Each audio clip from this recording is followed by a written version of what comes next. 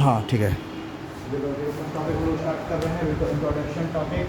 अभी आपका जो इकोनॉमिक्स के बचे हुए हैं 4-5 टॉपिक, तो अभी जितनी क्लासेस रहेंगी उसमें मैं कंप्लीट कर दूँगा। 1-2 क्लासेस जो और भी एक्स्ट्रा लगेंगी तो वहाँ पर मैं उसको, ठीक है। मोटिव ये है कि आपका बजट और शेयर कंप्लीट हो जाए। ये आपकी ये जो आपकी नॉन बैंकिंग फाइनेंशियल कंपनीज है ये ऑलमोस्ट नहीं हो गई है, उसमें कुछ नहीं है। अब जो एडिशनल आज मैं करवाने वाला था वो अननेसेसरी है, कोई उसका खास आवश्यकता है नहीं, क्योंकि उसके मैंने प्रीवियस ईयर के क्वेश्चन देखे वो बहुत समय से आए नहीं वहाँ पर मेरे क्वेश्चन, तो अब इसलिए मैंने मेरा मूड भी नहीं करा उसको बताने का। ठीक, तो अब हम लोग बात करेंगे शेयर मार्केट की, सेबी वगैरह की, सेबी शेयर मार्केट एंड कौन सा पीयर टू पीयर लैंडिंग। देखिए पीयर टू पीयर लैंडिंग क्या होता है। ऊबर का नाम सुने, ऊबर ओला सुने हैं, ये क्या होता है ऊबर ओला। यहाँ पर है ऊबर या ओला, ठीक है, वो क्या है ऑनली सर्विस प्रोवाइडर है। यहाँ पर है गाड़ी वाले, यहाँ पर क्या है बहुत सारे गाड़ी वाले हैं, और यहाँ पर क्या है बहुत सारे कस्टमर हैं। समझ मतलब ये तो मैं रिलेट है बता रहा हूँ, ये ना कह रहा कि ऊबर कब से लैंडिंग करने लग गई। मतलब ये क्या है, ये एक इंटरमीडिएटरी कंपनी है, यानी कि ये क्या है, ये एक माध्यम है, सर्विस प्रोवाइडर का है, एक मीडिएटर का है। तो जैसे कि ऊबर ने क्या किया, इनको इससे मिला दिया, इनको इससे मिलवा दिया। कस्टमरों ने ऊबर के एप्लीकेशन में डाला कि हमें गाड़ी चाहिए, इधर उसने तुरंत वो क्या कर दिया, वो फॉरवर्ड कर दिया गाड़ी वालों के पास, गाड़ी तुरंत आ गई, इनने क्या किया इन दोनों को मिलवा दिया। पीयर टू पीयर लेंडिंग क्या होता है कि वो जो है वो खुद, वो जो कंपनी है वो खुद नहीं काम करती, वो क्या करती है, वो कस्टमर को सीधे बैंक से मिलवा देती है। वो एक बीच में इंटरमीडिएटर का काम करती है, एक मीडियम का काम करती है। वो खुद नहीं लेंड देती, वो खुद लेंडिंग नहीं करती, पैसा उधार नहीं देती। वो क्या करेगी, कस्टमर को उस बैंक से मिलवा देगी, उनके बीच में मीडियम का काम करेगी। उसको क्या कहेंगे, पीयर टू पीयर लेंडिंग। ठीक है ना, बात समझ में आ गई। तो जिस तरीके से ऊबर सर्विस प्रोवाइडर है, कस्टमर को गाड़ी से मिलवा देगी, उसी तरीके से वो जो नॉन बैंकिंग फाइनेंस कंपनीज होंगी खुद तो पैसा दे नहीं सकती, बट वो क्या करेंगी, वो बैंकों के थ्रू पैसा कस्टमर को दिला देंगी। मतलब ये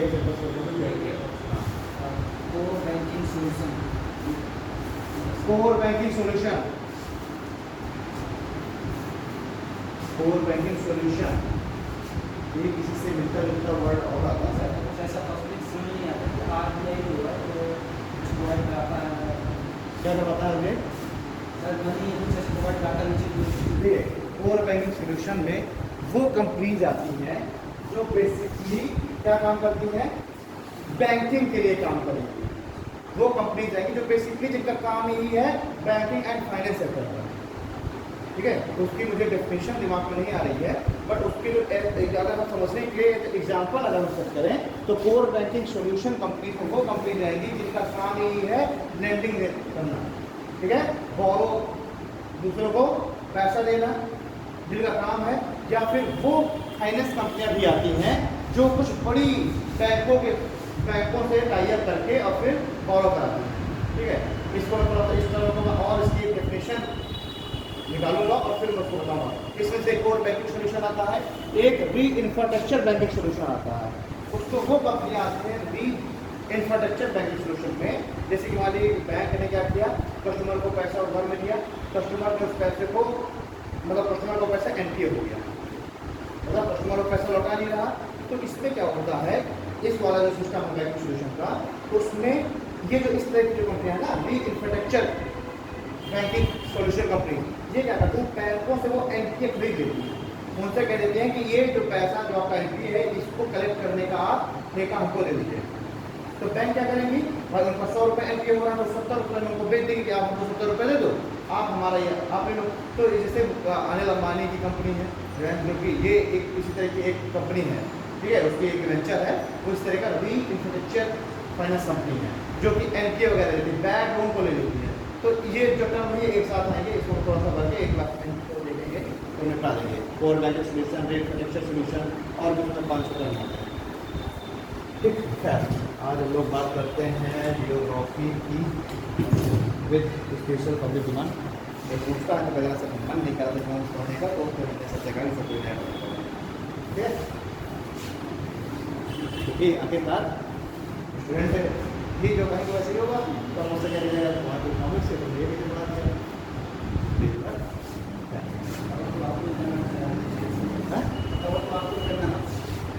तो अब देखिए ज्योग्राफी में 1.5 घंटे में हम लोग पूरा ही कंप्लीट कर लेते हैं। इसकी हम लोग स्टार्टिंग करें अगर तो इंडियन ज्योग्राफी से करते हैं, तो हमें सबसे पहले क्या देखना पड़ेगा, भारत की ग्लोबल पोजीशन कहाँ है, भारत का जनरल प्रोटेक्शन मतलब एक देखेंगे भारत का सामान्य परिचय के लिए हमको उसके सारे क्वाड्रेंट देखने हैं, तो उसका क्षेत्रफल कहाँ है, कहाँ से कहाँ तक विस्तार है, कौन से अक्षांश, कौन से देशांतर, ये सब। तो इस टॉपिक को हम लोग पढ़ेंगे अक्षांश एवं देशांतर से टॉपिक स्टार्ट करते हैं। लैटिट्यूड एंड लॉन्गिट्यूड को हम लोग कंप्लीट करेंगे। तो ये पहले हम देख रहे हैं पूरे ग्लोब के रिस्पेक्ट में, और जब हम पूरे ग्लोब के रिस्पेक्ट में लॉन्गिट्यूड एंड लैटिट्यूड सब देख लेंगे तो हम भारत के अपने आप उसमें कवर हो जाएगा। ठीक है, तो पहले हम पूरे ग्लोब के रिस्पेक्ट में देखेंगे लैटिट्यूड एंड लॉन्गिट्यूड को। अक्षांश को क्या कहते हैं, अक्षांश को कहते हैं लैटिट्यूड, और देशांतर को क्या कहते हैं, लॉन्गिट्यूड। क्लियर। जब हम कहीं हाइट का निर्धारण करते हैं तो उसको हम क्या कहते हैं, एल्टीट्यूड। ठीक, तो अक्षांश जो रेखाएं हैं, ये जो लैटिट्यूड है, इससे हम किसका निर्धारण करते हैं, इससे हम निर्धारण करते हैं दूरी का, डिस्टेंस। अगर किसी स्थान की हमको दूरी पता करनी है, डिस्टेंस पता करनी है, तो हम किसके माध्यम से करेंगे, अक्षांश रेखाओं के माध्यम से। अगर हमें किसी स्थान का हमें समय, टाइम या तिथि, डेट हमें निर्धारित करनी है, तो हम किसके माध्यम से करेंगे, लॉन्गिट्यूड के माध्यम से, यानी कि देशांतर रेखाओं के माध्यम से। ठीक है, चलिए अब देखिए, ये है हमारा ग्लोब। पहले हम देख लेते हैं अक्षांश रेखाओं के बारे में। ग्लोब, आगे का जो हमारा ग्लोब है, जो हमारी पृथ्वी है, इसकी आकृति कैसी होती है, कैसी होती है, हमारे ग्लोब की आकृति कैसी है, जो एप्सो की है, गुलाब है। कोई गोलाकार कहने वाला था क्या, नहीं कहने वाला था ना, ठीक है, ये मुझे लगा मैं कल बता चुका हूँ क्या ये वर्ड। पृथ्वी की आकृति कैसी होती है, गुलाब। ठीक है, गुलाब क्या है, वही कॉस्मोटिक बॉल को अगर आप ऊपर नीचे दबाएंगे तो जो बीच से फूल जाए वैसी ही कुछ आकृति होती है गुलाब, वैसी ही हमारी पृथ्वी है। यानी कि ऊपर नॉर्थ पोल और नीचे साउथ पोल से ये क्या है, ये चपटी है, दबी हुई है। नॉर्थ पोल और साउथ पोल से ये क्या है, दबी हुई है, और बीच से थोड़ी सी फूली हुई है। हाँ, संतरा की तरह, संतरे को लेकर हल्का सा और दबाना पड़ेगा। ठीक, वो सबसे बढ़िया एग्जाम्पल मुझे लगा कॉस्कोबॉल, दबाइए बेहतरीन गुलाब बन जाएगा। ठीक है, ज्वाइड, ये ज्वाइड जो आकार है, ये देखा जाए तो पृथ्वी के लिए इसका विस्तार हुआ है। ठीक है, ज्वाइड आकार, बचपन में लोग गोलाकार पढ़ते थे, फिर अंडाकार पढ़ने लग गए, लेकिन ये वाकई में क्या है, गुलाब। ठीक है, अब ये तो होगा नॉर्थ पोल और साउथ पोल। ठीक है, लेकिन ये जो बिल्कुल से कहाँ पर होंगे, बिल्कुल से ऊपर नीचे। अब ये जो पृथ्वी है, पूरा ग्लोब है, अब हमको इसमें निर्धारित करनी है अक्षांश रेखाएं। तो अक्षांश रेखाएं, ऐसा तो है नहीं कि हमें पृथ्वी और प्लेन उठाया और खींच दिया हमने अक्षांश रेखाएं। अक्षांश रेखाएं क्या है, इमेजरी लाइन, क्या है, काल्पनिक रेखाएं, सिर्फ इमेजिन की गई। ठीक है, अब इमेजिन करना है तो उसके लिए कुछ ना कुछ माध्यम या बेस हमें मानना पड़ेगा। भी होगा यार, कैसे हम अक्षांश रेखाएं खींचे, तो मानना ये भाई ये पूरा ग्लोब है, इस ग्लोब को 2 बराबर भागों में बांट दो, पृथ्वी को 2 बराबर भागों में बांट दो। तो पृथ्वी को 2 बराबर भागों में कैसे बांटा जाएगा, बीच से एक रेखा खींच दी जाएगी, बीच से एक रेखा, अक्षांश, इसको क्या कहेंगे, अक्षांश रेखा, बीच से एक रेखा खींच दी गई, और इसके बाद में क्या कह दिया, 0 डिग्री अक्षांश रेखा। क्या कह दिया गया, 0 डिग्री अक्षांश रेखा, यानी 0 डिग्री लैटिट्यूड। ठीक है, और ये जो 0 डिग्री लैटिट्यूड है, क्योंकि इसमें पृथ्वी को 2 बराबर भागों में बांट दिया, उत्तरी गोलार्ध और दक्षिण गोलार्ध में, इसलिए हमने इसको क्या कह दिया, भूमध्य रेखा, या फिर विषुवत रेखा, या फिर इक्वेटर। ठीक है, या फिर इक्वेटर। तो वाकई में ये क्या है, ये एक जो ये क्या है, ये एक अक्षांश वृत्त है, ये है ग्लोब। ठीक है, बीचों बीच से हमने क्या खींचा, ये बीचों बीच से हमने एक रेखा खींचा, तो वाकई में क्या है, ये चारों तरफ से बनाना। तो वाकई में जो है, ये जो अक्षांश है, ये क्या है, 0 डिग्री अक्षांश क्या है, ये अक्षांश वृत्त है, यानी लैटिट्यूड सर्किल है। बट हम बोल चाल रहा क्या कहते हैं, अक्षांश रेखा बोल देते हैं। सामने से देखेंगे तो रेखा कितनी है, लेकिन वास्तव में क्या है, ग्लोब की चारों तरफ खींची हुई है, यानी कि क्या है, एक सर्किल फॉर्म कर रही है। ठीक है, अब आप एक चीज बताइए, ये तो है नहीं गोलाकार, एक अक्षांश ये है, दूसरी अक्षांश यहाँ खींची जाए, तीसरी यहाँ, मान लीजिए यहाँ तक अक्षांश खींचे गए। सबसे बड़ा अक्षांश वृत्त कौन सा होगा? इनमें से सबसे बड़ा सर्कल कौन सा होगा? 0 डिग्री वृत्त होगा। जो कॉर्को की बॉल है बीचों बीच से फूली हुई, तो सबसे बड़ा वृत्त तो बीचों बीच खींच सकता है। तो यहाँ पर एक फैक्ट आपने क्या याद रख लिया कि जो 0 डिग्री विषुवत रेखा है, 0 डिग्री विषुवत वृत्त है, वो पृथ्वी पर खींचा गया सबसे बड़ा सर्किल होगा, सबसे बड़ा अक्षांश वृत्त होगा 0 डिग्री। अगर आपसे पूछ लिया जा सकता है कि बताइए पृथ्वी पर खींचा गया सबसे बड़ा संभव अक्षांश वृत्त कौन सा है, तो क्या बताएंगे?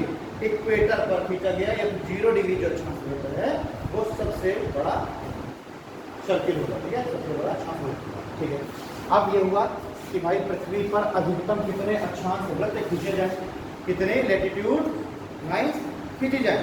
क्लियर? तो ये माना गया भाई 0 हमने बीचों बीच से एक रेखा खींच ली 0 डिग्री, 0 डिग्री अक्षांश पृथ्वी के बिल्कुल बीचों बीच सेंटर पॉइंट लिया हमने। इस सेंटर पॉइंट से हमने 1 डिग्री का एंगल बनाया। ठीक है, सेंटर पॉइंट से हमने 1 डिग्री का हमने एंगल बनाया। ये 1 डिग्री का एंगल यहाँ पर जाके बना। इस 1 डिग्री के एंगल से हमने क्या किया? सीधे हमने एक रेखा खींच दी और इस रेखा को हम क्या कह देंगे? 1 डिग्री अक्षांश रेखा। ये बात समझ में आई? तो अधिकतम कितनी अक्षांश खींचे जा सकते हैं इसमें? भाई ये है 0 डिग्री और ये है आपका बिल्कुल नॉर्थ पोल। इसको अगर सीधे मिलाइए तो ये क्या हो जाएगा? 90 डिग्री। अब प्रत्येक 1 डिग्री पर एक अक्षांश खींचा जा रहा है, तो टोटल कितने अक्षांश हो जाएंगे? 90 हो गए। हर 1 डिग्री पर एक, तो अधिकतम 90 डिग्री तक खींचा गया, तो कितने हो गए? 90। ठीक है, तो जो है हर 1 डिग्री कोणीय एंगल पर 1 डिग्री कोणीय डिस्टेंस पर एक अक्षांश रेखा होगी। बुझे जी? हर 1 डिग्री के एंगल पर एक अक्षांश वृत्त खींचा गया।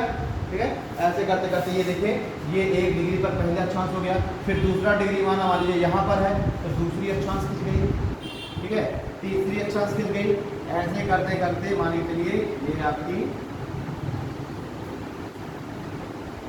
आपकी कौन सी है?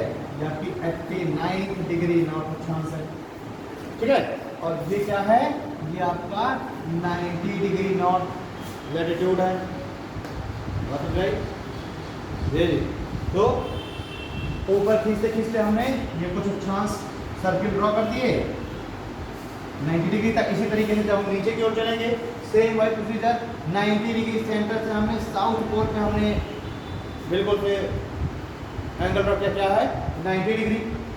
तो जिस तरीके से ऊपर जो है हमने 90 एंगल डिस्टेंस निकाला, उस तरीके से नीचे भी 90 डिग्री एंगल डिस्टेंस निकलेंगे हर 1 डिग्री पर। तो उसी तरीके से अक्षांश जो है वो नीचे भी हमने खींच लिए लैटिट्यूड।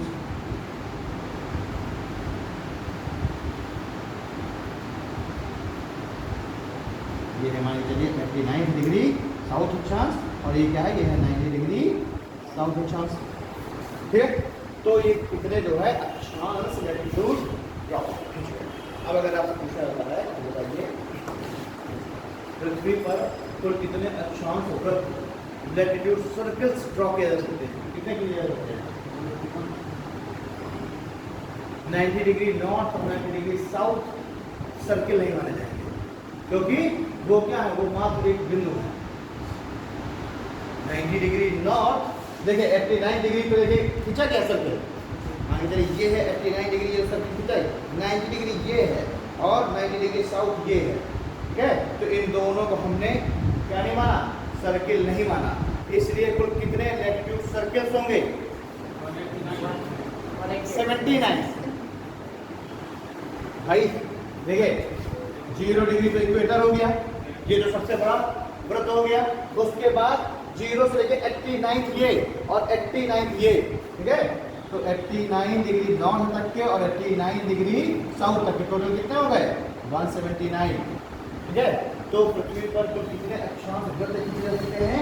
179, क्योंकि हमने 90 डिग्री नॉर्थ 90 डिग्री साउथ हमने वृत्त नहीं माना। लेकिन अगर आपसे ये पूछा जाए कि पृथ्वी पर कुल कितने एंगल डिस्टेंस या पृथ्वी पर कुल कितने लैटिट्यूड एंगल संभव है। लैटिट्यूड एंगल की बात की जा रही है। लैटिट्यूड एंगल कितने संभव हैं भाई? लैटिट्यूड एंगल संभव है पूरे 90 वहां तक और 90 साउथ में और प्लस 0 डिग्री तो ये है, तो टोटल कितने हो गए? देखिए क्या डिफरेंस समझ में आया? क्या है डिफरेंस? डिफरेंस क्या है हमारा? क्या तुम्हारा? हाँ नो नो नो क्या कहते हैं? विनोद खुशी ना। हाँ तो वही कहते हैं इसका। अगर इसको अगर और बताए लिबरेट करें तो वही होगा ना, हसमुख प्रभाव का, वो विनोदी स्वभाव का वही होना चाहिए। विनोद जो ज़्यादा हसमुख स्वभाव हो उसके बना बन जाए लोग।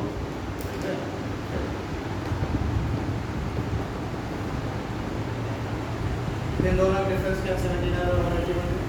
आप आंसर का 181 देंगे कब आंसर आपको 79 देंगे। जब आपसे पूछा जाए कि पृथ्वी पर कुल कितने अक्षांश वृत्त खींचे जाए, लैटिट्यूड सर्कल्स, तब हम आंसर क्या बताएंगे? 179, क्योंकि हमने 90 डिग्री नॉर्थ 90 डिग्री साउथ तो हमने क्या नहीं माना? सर्किल नहीं माना, केवल हमने इनको बिंदु माना। और अगर आपसे कहा जाए लैटिट्यूड एंगल कितने हैं, यानी कि अक्षांश कोण कितने हैं पृथ्वी पर खींचे गए अधिकतम अक्षांश कोण कितने होंगे, तो भाई 0 डिग्री तो है ही, और फिर 1 से लेकर पूरे 90 डिग्री नॉर्थ तक के और 1 से लेकर 90 डिग्री साउथ तक के, तो 90 नॉर्थ में 90 साउथ में 180 होगा और 1 0 डिग्री का। तो एंगल तो 90 डिग्री हो सकता है ना। एंगल में क्या दिक्कत है? एंगल तो 90 डिग्री है ही, बस वृत्त नहीं है 90 डिग्री, ना नॉर्थ ना साउथ। तो अगर वृत्त की बात की जाए तो 179 और अगर एंगल की बात की जाए तो 181। अक्षांशी दिखाएं वो ये वृत्त ही है। वाकई में अक्षांश रेखाएं कुछ नहीं है। अब अक्षांश वृत्त का अक्षांश रेखा एंगल होता है, ठीक है? पर रेखा पूछ रहे वृत्त पूछ रहे वही क्लियर। तो आपको एग्जाम में बहुत ही आप खोल करके और दिमाग खोल करके इसको टैकल करना है, मतलब गलती से वही हो सकता है। आपको पूछा जाएगा अक्षांश वृत्त और आप बता देंगे वर्टिकल एंगल को बता देंगे, ठीक है? ये तो हो गया अक्षांश वृत्त, ठीक है? तो पृथ्वी पर अधिकतम कितने अक्षांश वृत्त? 179। कितने अधिकतम लैटिट्यूड एंगल? 181। आपसे कभी कभी कोणीय दूरी भी कह सकता है, वो भी 181 ही है, ठीक है? वो भी 181 ही है। ये तो हो गए आपके अक्षांश की बात, यानी लैटिट्यूड की बात। अब हम बात करें लॉन्गिट्यूड की।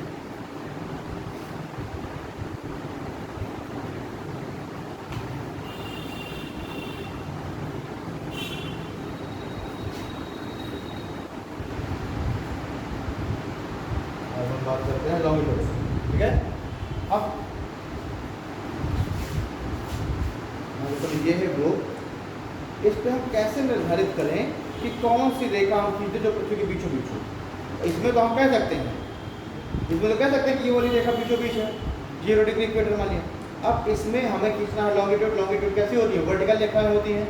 और अक्षांश कैसी होती हैं? हॉरिजॉन्टल रेखाएं होती हैं। अक्षांश को क्या कहेंगे? क्षैतिज रेखाएं। और देशांतरों क्या कहेंगे?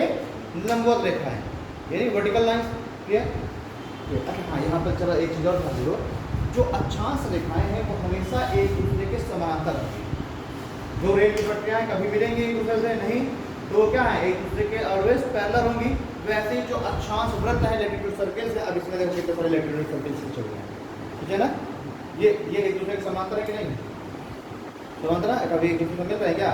जो बीच की दूरी इन दोनों की होगी वही बीच की दूरी इन दोनों की होगी, सेम इन दोनों की होगी, सेम इन दोनों की होगी, दूरी हमेशा सेम ही होगी, ठीक है? तो जो लैटिट्यूड सर्कल्स हैं, अक्षांश वृत्त, वो हमेशा एक दूसरे के क्या होंगे? पैरेलल होंगे, समानांतर होंगे, यानी इनके बीच की दूरी, सभी अक्षांशों के बीच की दूरी एक बराबर होगी, ठीक है? तो इनके बीच की दूरी कितनी होती है? लगभग 111 किलोमीटर। कितनी होती है? लगभग 111 किलोमीटर होती है। तो प्रत्येक लैटिट्यूड सर्कल के बीच की दूरी कितनी होगी? 111 किलोमीटर। चाहे हम 0 डिग्री और 1 डिग्री के बीच की दूरी देखें तो 111, इनके बीच की दूरी देखें तो 111, इनके बीच की दूरी देखें तो 111, ठीक है? 89 और 90 के बीच की दूरी देखें तो 111, ठीक है ना? तो इनके बीच की दूरी कितनी होगी? 111 किलोमीटर लगभग होगी। और ये लैटिट्यूड सर्कल हमेशा एक दूसरे के पैरेलल होंगे। बट जो देशांतर हैं, जो लॉन्गिट्यूड्स हैं, वो एक दूसरे के समानांतर नहीं होते, ठीक है? मैं बताऊंगा। इसको मानिए ग्लोब, सुमन, ये है ग्लोब, ठीक है। अब इस पे हमको पूछना है वर्टिकल लाइंस यानी कि देशांतर रेखाएं। हम कहाँ से कौन सी, मान लीजिए अगर हमने ये खींच दिया देशांतर, तो क्या हम इसको कह सकते हैं पृथ्वी के बीचों बीच है? पृथ्वी ऐसे घूम गई, अभी क्या पृथ्वी के बीचों बीच है? नहीं। तो लैटिट्यूड जो लाइन है, लॉन्गिट्यूड लाइन, देशांतर रेखा, तो कोई भी देशांतर रेखा ऐसी नहीं खींचे भाई। अब गोल चीज है, उस गोल चीज में तो कैसे एक रेखा को कहते हुए बीचों बीच है भाई? इधर से तुम्हारे लिए वो ये बीचों बीच है, बगल में कोई खड़ा उसके लिए बीचों बीच होगी क्या? नहीं है। तो क्या है कि देशांतर रेखा, कोई भी देशांतर रेखा ऐसा नहीं हो सकती जो पृथ्वी को दो बराबर भागों में बांट दे, ठीक है। तो जैसे कि जो लैटिट्यूड है वो तो सर्किल होते हैं, अक्षांश तो क्या होता है? सर्किल होते हैं, लेकिन देशांतर सर्किल नहीं होते। हमेशा दो देशांतर मिल करके एक सर्किल पूरा करेंगे। अब ये है 0 डिग्री, तो 0 डिग्री के जस्ट पीछे जो होगा, तो ये दोनों मिल करके एक सर्किल पूरा करेंगे। बात समझ आ रही है? अक्षांश तो हमेशा इंडिविजुअल एक ही अक्षांश पूरा एक वृत्त पूरा करेगा, लेकिन जो देशांतर है तो दो देशांतर मिल करके एक सर्किल पूरा करेंगे। ठीक है समझ रहे? तो अब यार ये हुआ कि भाई देशांतर को कैसे निर्धारित करें कि कौन सी देशांतर को हम 0 मान लें। तो किसी न किसी को माना तो मानेंगे ना। अब हमको अगर डिफरेंस करना है विजय जी में और इसमें विनोद में, तो भाई उसके लिए हमें मानक तो बनाना पड़ेगा। कोई ना कोई मानक मानना, कैसे डिफरेंस कर देंगे? कोई ना कोई मानक मानेंगे, उस मानक के बेस पर डिफरेंस करें। हम क्या कहेंगे कि विनोद इससे ज़्यादा हो रहा है तो विजय जी से कम हो रहा है। ऐसे तो हम किसी न किसी के रिस्पेक्ट में तो हम बात करेंगे ना। अब हमें भी देशांतर को किसी न किसी रिस्पेक्ट में निकालना है, किसी न किसी मानक है। अब ये हुआ क्या, इस देशांतर को हम मान लें मानक भाई। जैसे हमने 0 डिग्री अक्षांश को तो हमने मान लिया मानक रेखा, इक्वेटर क्या है? मानक रेखा है। उसी के बिहार पर तो हमने नॉर्थ अक्षांश और साउथ अक्षांश का डिवीजन किया। तो अब भाई देशांतर में हम कैसे पूर्व देशांतर और पश्चिम देशांतर का डिवीजन करें? इसके लिए कोई ना कोई माननी पड़ेगी। वो क्या माना जाए? तो ब्रिटेन में एक जगह है लंदन में, क्या नाम है? ग्रीनविच, नाम सुनेंगे? ग्रीनविच में लेबोरेटरी थी। लेबोरेटरी में सभी देशों के साइंटिस्ट की बैठक हुई, बात हुई किसको माना जाए मानक देशांतर रेखा। तो कहा गया जहां हम लोग बैठे हैं यहीं से ही जो देशांतर रेखा गुजर रही है उसी को हम लोग मान लेते हैं मानक देशांतर रेखा। उसी को क्या मान लेते हैं? मानक देशांतर रेखा। रियली? तो भाई यहाँ से क्या किया गया, ये था नॉर्थ पोल, ये है साउथ पोल।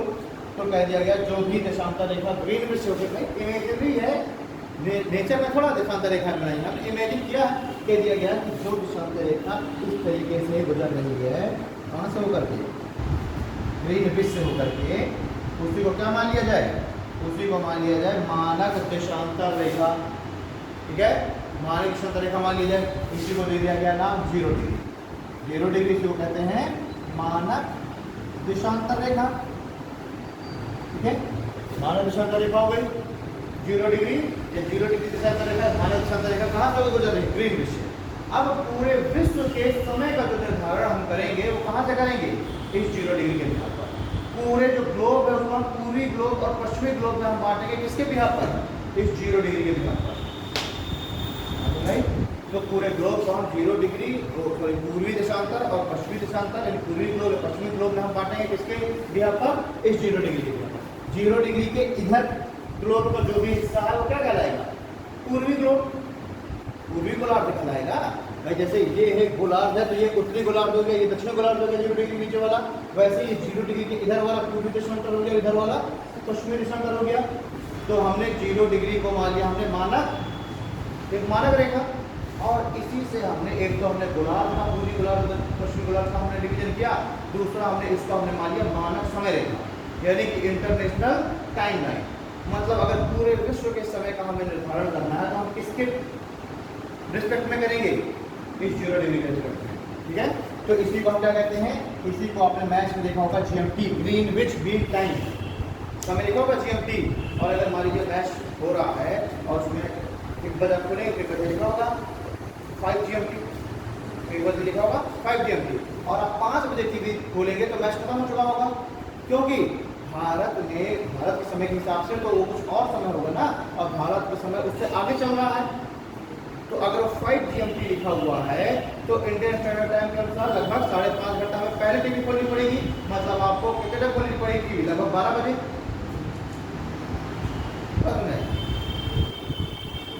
ये शाम को 5:30 बजे अगर GMT लिखा हुआ है 5:30 PM GMT, तो अंडरस्टूड सी बात है कि भारत में बजा होगा 12 दोपहर, ठीक है। तो हमको टीवी 12 बजे हम खोलेंगे, सिर्फ अनुवाद बताऊंगा, आप लोग टाइम का इसलिए करने लगे, कौन आगे कौन पीछे।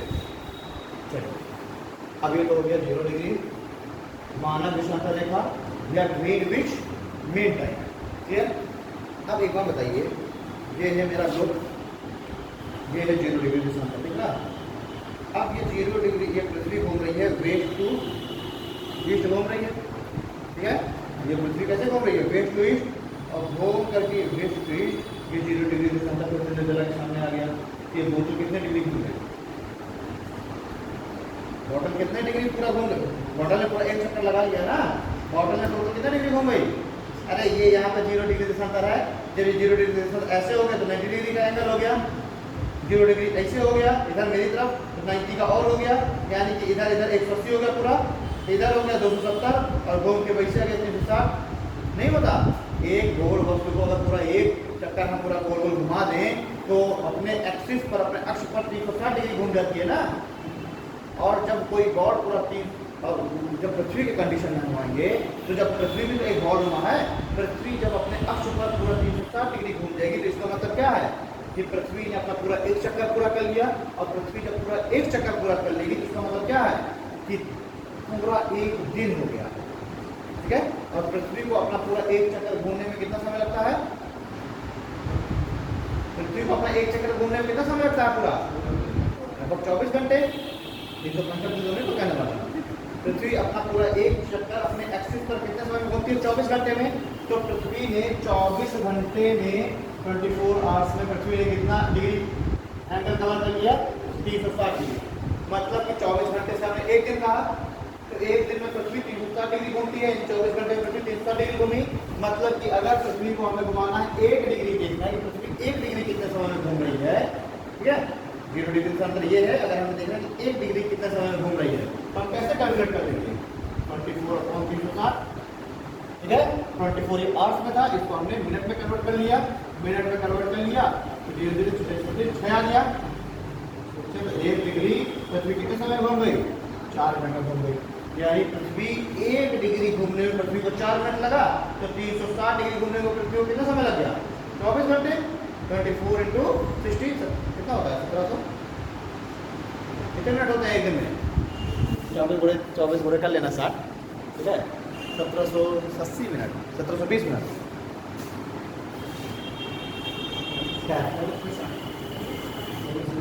24 गुणे 7 तो टोटल मिनट निकल आएंगे पूरे एक दिन में कितने मिनट होते हैं। चलिए, तो अगर पृथ्वी 1 डिग्री घूम रही है 4 मिनट में, तो हम समझ गए कि पूरा चक्कर घूमने में पृथ्वी को कितने मिनट लग गए, 24 × 60 मिनट, ठीक है। तो क्या हो गया, एक पूरा दिन हो गया, ठीक है। और ये पृथ्वी का ये घूमना क्या कहलाया, पृथ्वी की घूर्णन गति कहलाई, पृथ्वी का रोटेशन कहलाया। रोटेशन यही तो होता है अपने एक्सिस पर घूम जाना, अपने अक्ष पर घूम जाना, ठीक है, पृथ्वी का रोटेशन हो गया। अब ये है सूर्य, अब पृथ्वी ऐसे से घूम रही है, ऐसे घूम रही है, ऐसे घूम रही है, ये पृथ्वी कहाँ आ गई, वापस आ गई, ये पृथ्वी का क्या है, रिवोल्यूशन है, परिक्रमण, पृथ्वी का क्या है, परिक्रमण, वो है घूर्णन, ये है परिक्रमण, घूर्णन को ही परिभ्रमण भी कहते हैं ना, अपने एक्सिस पर ही घूमना परिभ्रमण भी होता है, रोटेशन, ठीक है। और ये जो सूर्य के चारों तरफ घूम रही है, ये क्या है, ये इसका परिक्रमण है। और ये जो पाथ जो फॉलो कर रही है पृथ्वी, ये कैसा पाथ है, दीर्घवृत्ताकार पाथ, कैसा दीर्घवृत्ताकार, पृथ्वी घूम भी रही है। तो ये पृथ्वी का जो इस तरह घूम जाना हर 24 घंटे में, ये एक दिन और रात में परिवर्तन हो गया, ये क्या है, पूरा एक दिन और रात में परिवर्तन हो गया। और पृथ्वी के इस तरह सूर्य के चारों तरफ भी घूम जाना, ये क्या हो गया, एक साल में परिवर्तन हो गया। मतलब पृथ्वी को इस तरह पूरा इस तरह घूम करके ऐसे आने में समय कितना लगेगा, 365 दिन का। और पृथ्वी हर दिन पूरा एक चक्कर भी घुमा ले रही है, तो पृथ्वी 365 दिन में कितने चक्कर घूम चुकी होगी अपने एक्सिस पर, 365 चक्कर, सीधी सी बात है, रॉकेट साइंस में है नहीं, भाई 365 दिन में कभी बाद पृथ्वी हर दिन अपना पूरा एक चक्कर पूरा करती है। एक सोलर पृथ्वी कितने चक्कर पूरे करती है? 365 चक्कर। तो ये हो गया इसका रोटेशन और ये हो गया इसका परिक्रमण। दिन और रात में परिवर्तन अगर आपसे पूछ दिया जाए कि किस गति के कारण होता है, तो घूर्णन गति के कारण। और एक वर्ष में परिवर्तन पृथ्वी की किस गति के कारण होता है, तो परिक्रमण गति के कारण। पृथ्वी की दो गतियां हो गई, two motion, rotation and revolution.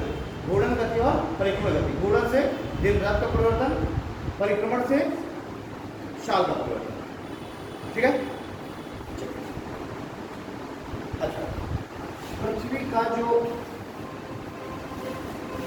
हम कहें दिन रात के साथ पृथ्वी का अक्षम भी तो समस्या में परिवर्तन हो जाता है। पृथ्वी का जो दैनिक जो तापमान है वो दिन रात के साथ परिवर्तन होता रहता है। दैनिक तापमान उसी को कहते हैं।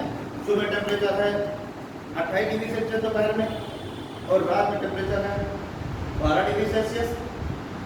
तो दैनिक तापमान कितना हो गया? सुबह है 28, रात में 12, दैनिक तापमान कितना होगा? 16 डिग्री सेल्सियस। तब आप अगर आपको पूछ दिया जाए दैनिक तापमान कितना होगा? 16 डिग्री सेल्सियस।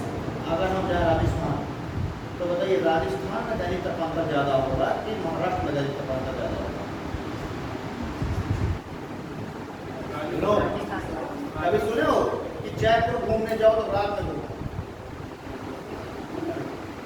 जयपुर ठंडी होगी, ठीक है, क्योंकि वहां पर जो डेली का जो टेम्परेचर डिफरेंस है वो ज्यादा। सुबह टेम्परेचर होगा 52 डिग्री सेल्सियस, तो रात में हो जाएगा 11 डिग्री सेल्सियस। क्यों? बिकॉज वहां पर सैंड ज्यादा है, वहां पर पत्थर ज्यादा है। अरावली रेंज है, पत्थर है, सैंड है, बालू। और ये जो मटेरियल होते हैं पत्थर, बालू, ये सब क्या होते हैं? ये जल्दी गर्म भी हो जाते हैं और जल्दी ठंडे भी हो जाते हैं। तो वहां पर जैसी सूर्य की किरणें पड़नी चालू हुई तो पत्थर तुरंत गर्म हो गए, सैंड गर्म हो गई। इससे टेम्परेचर कहाँ पहुंच गया? 50 डिग्री सेल्सियस, 2 डिग्री सेल्सियस। तो आप जो है जयपुर और राजस्थान का पूरा क्षेत्र आप नहीं घूम सकते दोपहर में, इतना टेम्परेचर होगा। पर जैसे ही सूर्यास्त होगा तुरंत क्या होगा? उसका क्या होने लगेगा? परिवर्तन होने लगेगा, रिफ्लेक्ट करेगी तुरंत पूरी एनर्जी, और रात होते होते 9-10 बजे तक क्या हो जाएगा? टेम्परेचर नॉर्मल हो जाएगा। ठीक है। तो उसमें राजस्थान के क्षेत्रों में जो दैनिक तापमान बहुत ज़्यादा होता है, ये एक दिन में परिवर्तित हो जाता है दैनिक तापमान। लेकिन अगर हम बात करें, जैसे कि हम बात करें क्लाइमेट की, तो ये क्या है? पूरा एक स्थान है। क्लाइमेट मौसम और जलवायु में क्या अंतर है?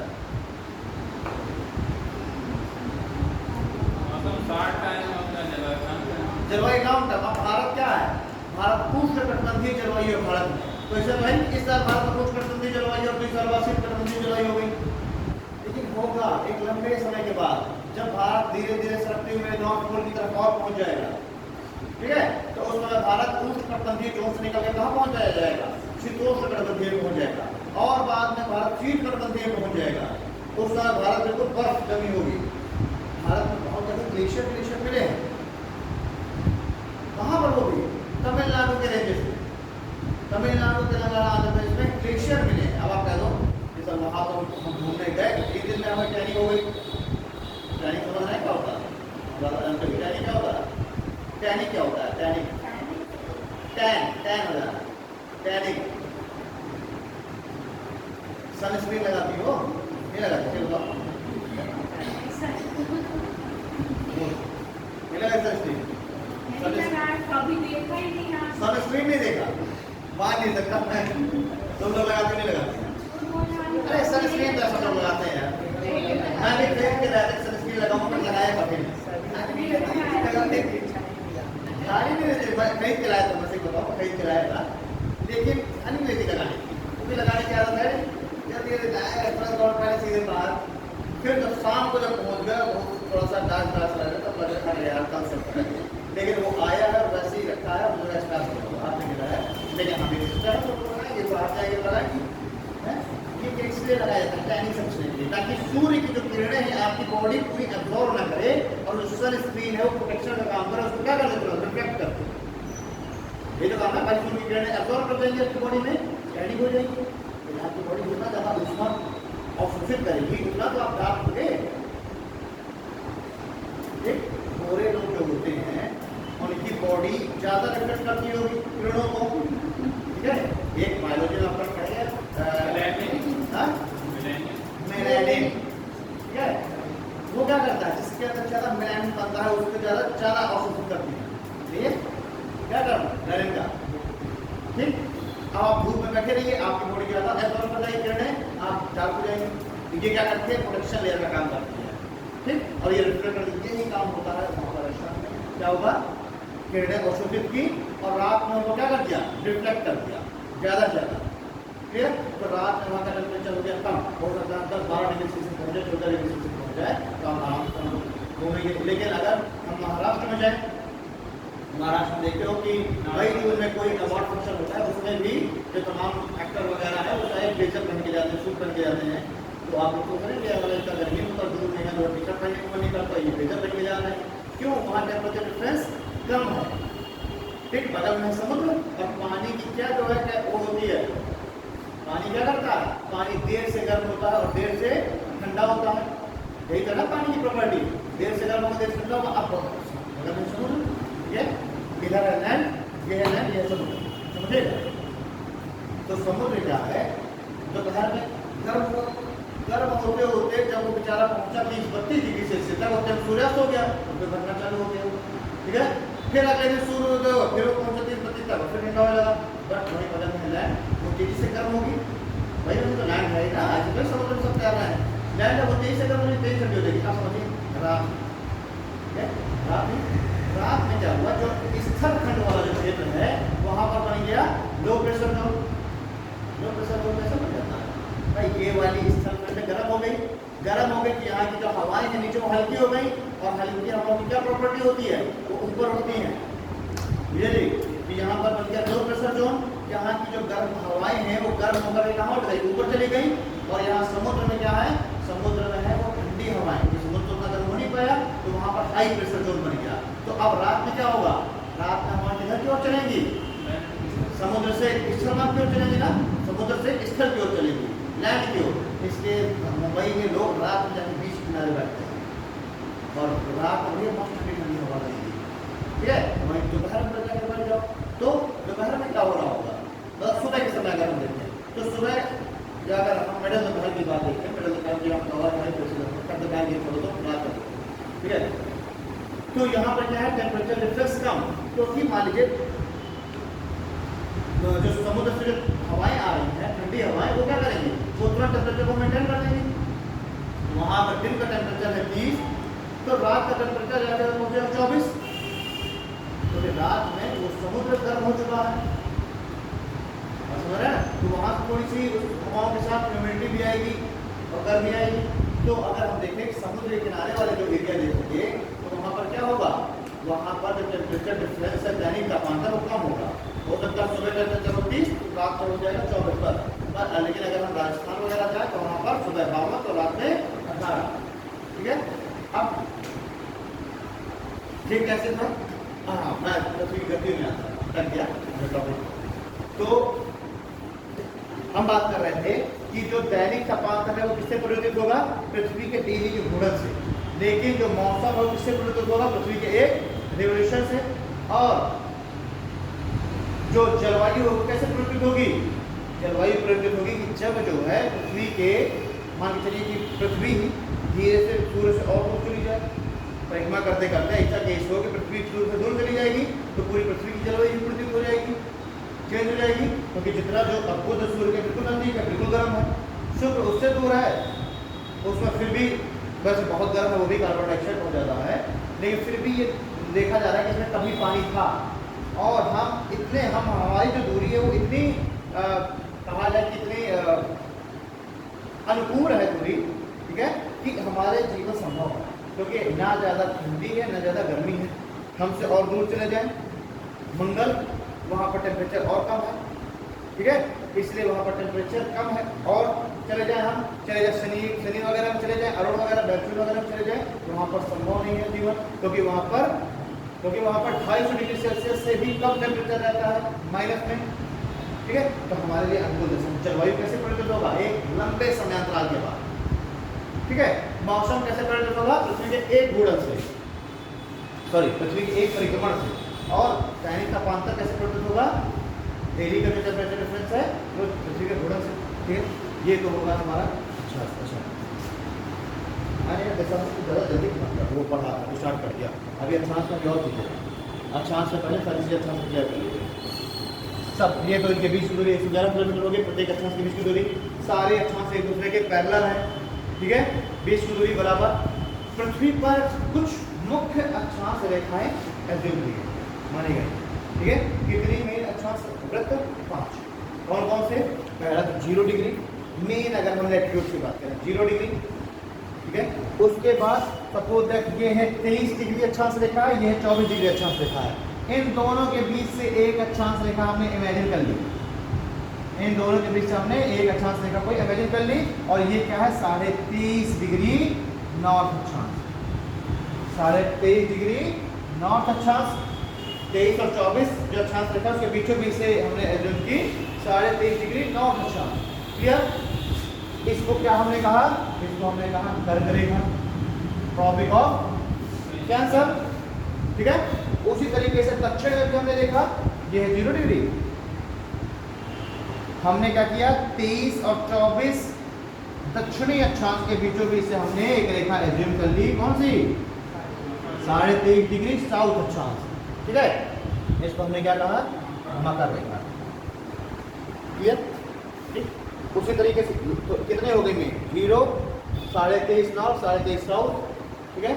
फिर 23.5 नॉर्थ के ऊपर हमने एक और एज्यूम की रेखा 66.5 डिग्री नॉर्थ अक्षांश, 66.5 डिग्री नॉर्थ अक्षांश। इसको हमने क्या कहा, आर्कटिक वृत्त, आर्कटिक सर्किल। हम देखेंगे जो आर्कटिक महासागर है वो इसी 66.5 डिग्री में ही विस्तृत है, यानी कि आर्कटिक महासागर से होकर के ही क्या जाता है 66.5 डिग्री नॉर्थ अक्षांश रेखा, ठीक। और ये हम देख रहे हैं ये 0 डिग्री से दूर, मतलब कि 0 डिग्री से दूर है 66.5 डिग्री, और पोल काफी नजदीक है, इसी वजह से 66.5 डिग्री के आसपास की जो जलवायु कैसी होगी, शीत कटिबंध की जलवायु होगी, यानी कि वहाँ के जो देश है Norway, Sweden, island, Finland, Russia का उत्तरी हिस्सा, ये सारे के सारे क्या हैं, वर्ष भर बर्फ से ढके रहते हैं, क्योंकि वहाँ पर टेम्परेचर काफी कम है, तो पोल के नजदीक है, पोल के नजदीक है। इसका मतलब क्या है, यहाँ पर है अगर सूर्य, तो सूर्य की जो किरणें हैं वो तिरछी पड़ रही हैं,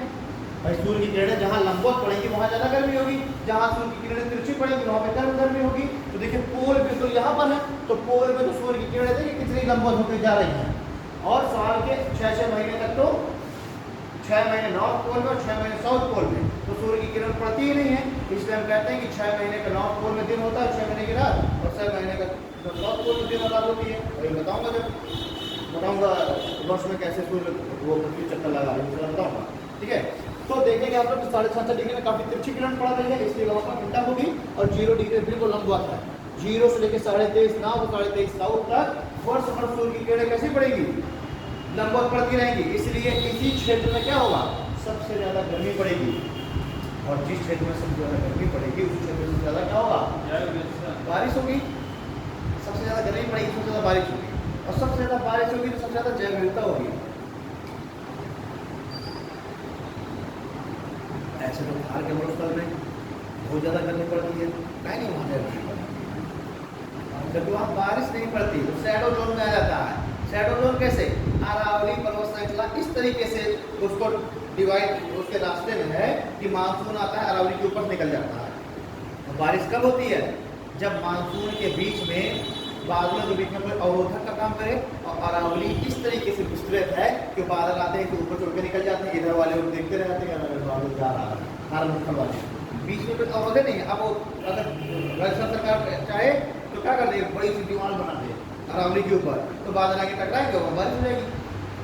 विनोद ठीक है, इतना मतलब नाम विनोद तो इतना जो है बिल्कुल धूमसुम और मायूस कर रहा है, कौन नहीं आ रहा क्या आ रहा है, खामोश एंजॉय करो, ठीक है, समझ में आया ना। फ्रेंड्स का चेहरा देख करके ही टीचर का कॉन्फिडेंस भी आता है और चीज़ें भी नहीं दिमाग में, सारे फ्रेंड को बना के बैठ जाए, मन लगे बात, ठीक है, ओके, ये दोनों लोग ठीक है, बातें रहती हैं। अब आज के बाद इनकी चीज़ में सब ये आगे 66.5 डिग्री में क्या है, आर्कटिक सर्किल है 66.5 डिग्री नॉर्थ पे। वहीं अगर हम बात करें एक और मुख्य, अच्छा कलर चेंज करेंगे, एक यहाँ पर एक और अक्षांश रेखा खींची गई, ये वाली, ठीक है। ये कौन सी है, ये 66.5 डिग्री साउथ, और इसको हमने क्या बोला, अंटार्कटिका वृत्त बोला, उसको बोला आर्कटिक वृत्त, इसको क्या बोला, अंटार्कटिका वृत्त। तो जो हमारा अंटार्कटिक महासागर या अंटार्कटिक महाद्वीप है वो कहाँ पर स्थित है, देखते हैं ना ग्लोब के नीचे तो स्थित है इसी क्षेत्र में। ग्लोब का कभी मैप बना के देखें, नीचे वाला हिस्सा बिल्कुल सफेद सफेद आपको दिखाई देगा, वहाँ पर क्या है, अंटार्कटिका महासागर है। कितने महासागर है पृथ्वी पर, कितने महासागर है, हाँ?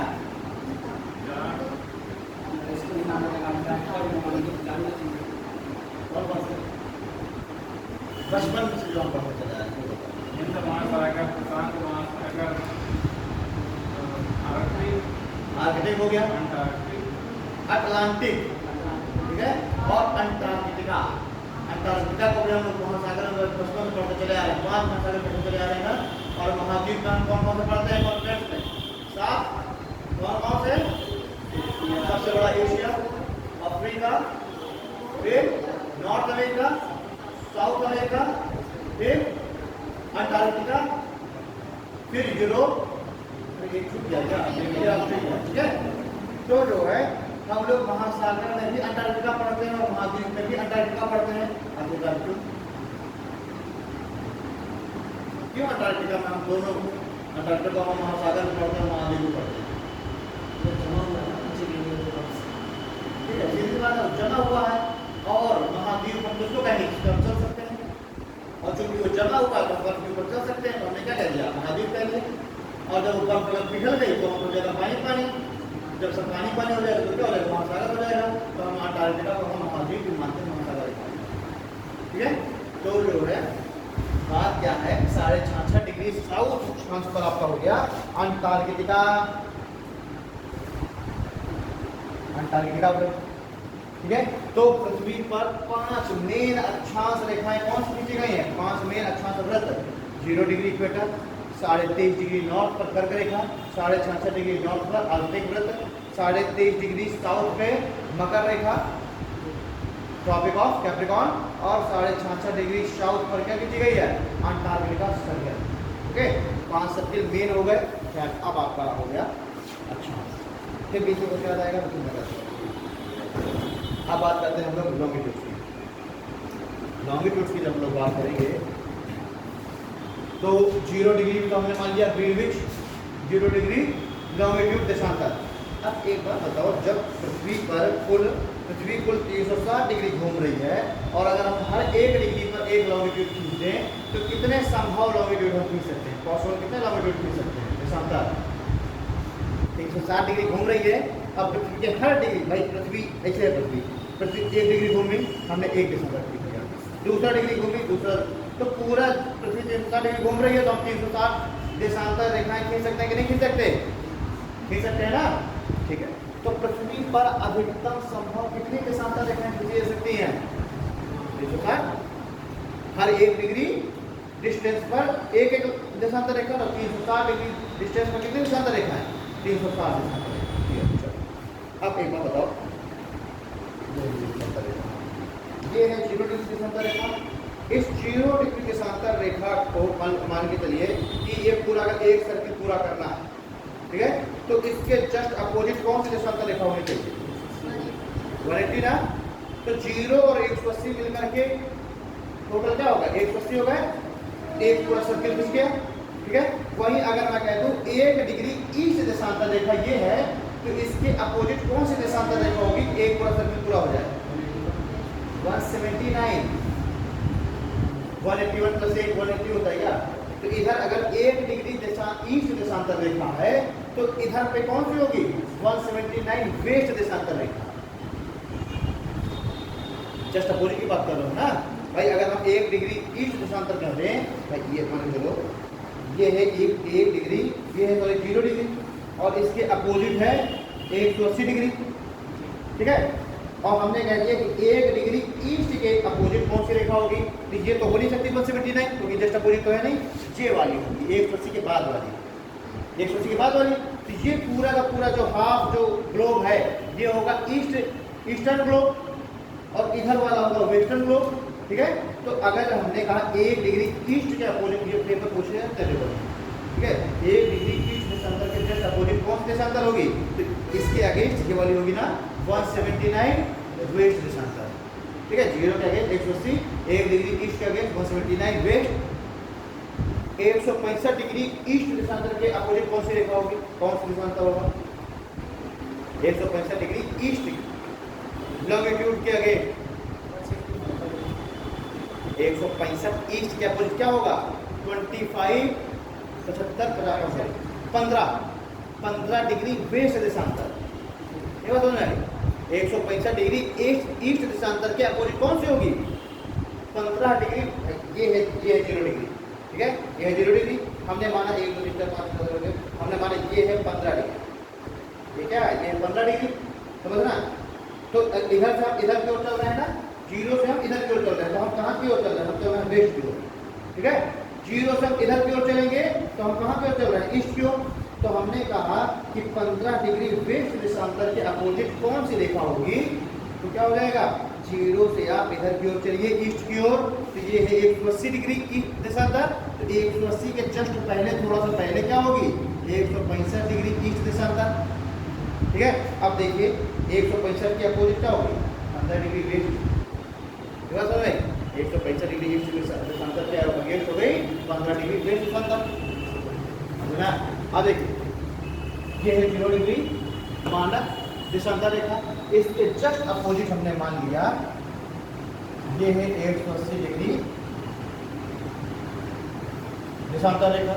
भाई ग्लोब अभी 3D नहीं बना सकता ना, तो ये मान के चलिए कि आधा ग्लोब ये है, आधा ग्लोब ये और ये मिलकर के,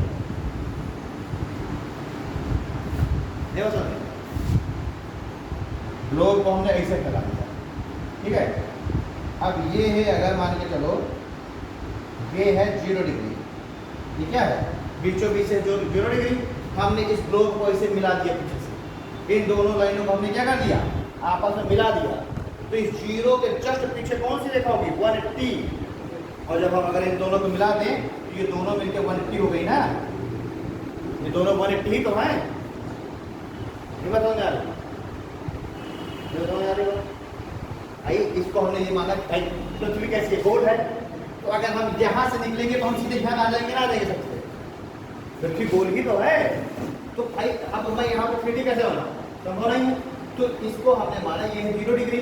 इधर से अगर हम चलेंगे जैसे ही हम 180 को क्रॉस करेंगे हम यहाँ निकलेंगे, ये तो है पृथ्वी गोल है ना, तो हमने ये मान लिया ये दोनों रेखा एक ही है, ये दोनों रेखाएं क्या है एक एक वो गिरी हुई है ना आपस में, ऐसे गोल है ग्लोब गोल है, हाँ वो कॉपी देखो उसने दिखा दिया, हाँ ये देखो वो देखो बन गया ग्लोब, हाँ फैला तो कॉपी कर देखो अलग अलग हो गई 180, ये 0 हो गया, और इधर उधर वाली वो अच्छा एग्जाम्पल बनाया जाता है, क्या बात है ये ठीक। पृथ्वी को वो आपने कॉपी पर से मिलाया तो उसके दोनों जो इधर इधर वाले हिस्से हैं वो क्या होगा वो जुड़ गए ना, तो ग्लोब बन गया पूरा, तो हम इन दोनों को क्या कह सकते हैं 180 कह सकते हैं, ठीक है। अब हम 0 डिग्री से हम इधर की ओर चले ईस्ट की ओर, तो हम 180 पहुंचे, और जैसे हम 180 को क्रॉस करके हम इधर की ओर आएंगे तो फिर हम घूमते हुए फिर हम आ जाएंगे 0 पर, ठीक है। तो अब ये कहिए कि चाहे हम इस 0 से हम 180 चले, अब 180 से अगर हम घूम करके वापस इधर से आ रहे हैं तो चाहे हम 181 182 183 करते हुए आए 0 तक, ठीक है, तो भी एक चक्कर पूरा हो गया, ठीक है। मतलब कि हम 0 डिग्री को ही हम क्या कह सकते हैं 360 डिग्री भी कह सकते हैं, 0 से हम चले 180 और वापस घूम करके तो फिर 81 82 83 करते करते हम 200 करते करते कहाँ आ जाएंगे 360 में आ जाएंगे, एक सर्कल पूरा हो गया। और चाहे हम कहें 180 से हम घटते हुए चले गए 179 178 76 75 घटते घटते कहाँ चले आए 1 हो जाएगा और फिर क्या हो जाएगा 0 हो जाएगा। तो चाहे हम बढ़ते क्रम में चले चाहे घटते क्रम चले, यही तो 0 डिग्री और 360 डिग्री की देशांतर देखा वो क्या वोकलिस्ट है, वो क्या है वोकलिस्ट, क्लियर। अब ये थोड़ा ध्यान रखना कि 0 से लेकर के 180 तक क्या होगा ये ईस्ट देशांतर है, और ये वाला क्या ये पूरा वेस्ट देशांतर है, 180 से लेकर ये 0 तक क्या है वेस्ट देशांतर। ये है 0 डिग्री माना कभी ना, 0 के इधर वाला ईस्ट देशांतर हो गया, तो 0 के इधर वाला वेस्ट देशांतर हो गया, तभी तो हमने 0 डिग्री को अपने मानक माना। तो यही मैंने ग्लोब में इस तरीके से बना दिया 180 को इधर, ठीक है। अब चलता है पृथ्वी पर कुल कितने देशांतर खींचे जा सकते हैं? अधिकतम 360, ठीक है। देशांतर क्या है? देशांतर समानांतर नहीं होते, पैरेलल नहीं होते। ये 0 डिग्री तो ये 90 डिग्री नॉर्थ पोल से स्टार्ट होंगे और 90 डिग्री साउथ पोल पर जाके खत्म होंगे, यानी नॉर्थ पोल को साउथ पोल से मिलाएंगे, मतलब इस तरह जाएंगे। ये देशांतर रेखा है वो इस तरीके से होगी, ठीक है। ये देशांतर रेखा कैसे होंगी? ऐसे होंगी, ये नॉर्थ पोल को साउथ पोल से मिला रही है। तो क्या ये संभव है ये दोनों एक दूसरे के पैरेलल हो? नहीं। इनकी अगर मैं कह दूं कि बताइए इन देशांतर रेखाओं के बीच की दूरी सबसे अधिक कहां पर की जगह होगी? यहाँ होगी, यहाँ होगी, यहाँ होगी, यहाँ होगी। एक बात बताओ, ये देशांतर रेखा है, यहाँ पर जाकर के आपस में मिल जा रही है, मतलब कि पोल पर तो इनकी बीच की दूरी सबसे कम होगी, ठीक है। और जब वो आएंगी इक्वेटर पर, तो इक्वेटर पर इनकी बीच की दूरी क्या हो जाएगी? सबसे अधिक हो जाएगी। भाई बॉल है तो अगर हम इसे से खींचे पूरा तो क्या है, इसको अगर हम इस तरीके से खींचे, अब ये तो थोड़ा सा ठीक है, अगर हम ऐसे खींच रहे हैं तो यहाँ पर बीच की दूरी कहाँ सबसे अधिक है? यहाँ पर है ना। और पोल पर क्या है सबसे कम बीच की दूरी? तो हम क्या कहेंगे, जैसे अक्षांश रेखाएं हैं उनकी बीच की दूरी हर जगह समान होती है, चाहे जहाँ पर हम नापते हैं, हर जगह 11 किलोमीटर होती है। और हर अक्षांश रेखा की बीच की दूरी लगभग 11 किलोमीटर होगी बराबर। देशांतर के साथ ये नहीं, देशांतर के साथ ये नहीं है। इक्वेटर पर दो देशांतर रेखाओं की बीच की दूरी कितनी होगी? सर्वाधिक होगी। और सर्वाधिक में कितनी? लगभग 111 किलोमीटर। वैसे होती है 111.35 किलोमीटर, लेकिन क्या माना हमने? लगभग 111 किलोमीटर, ठीक है।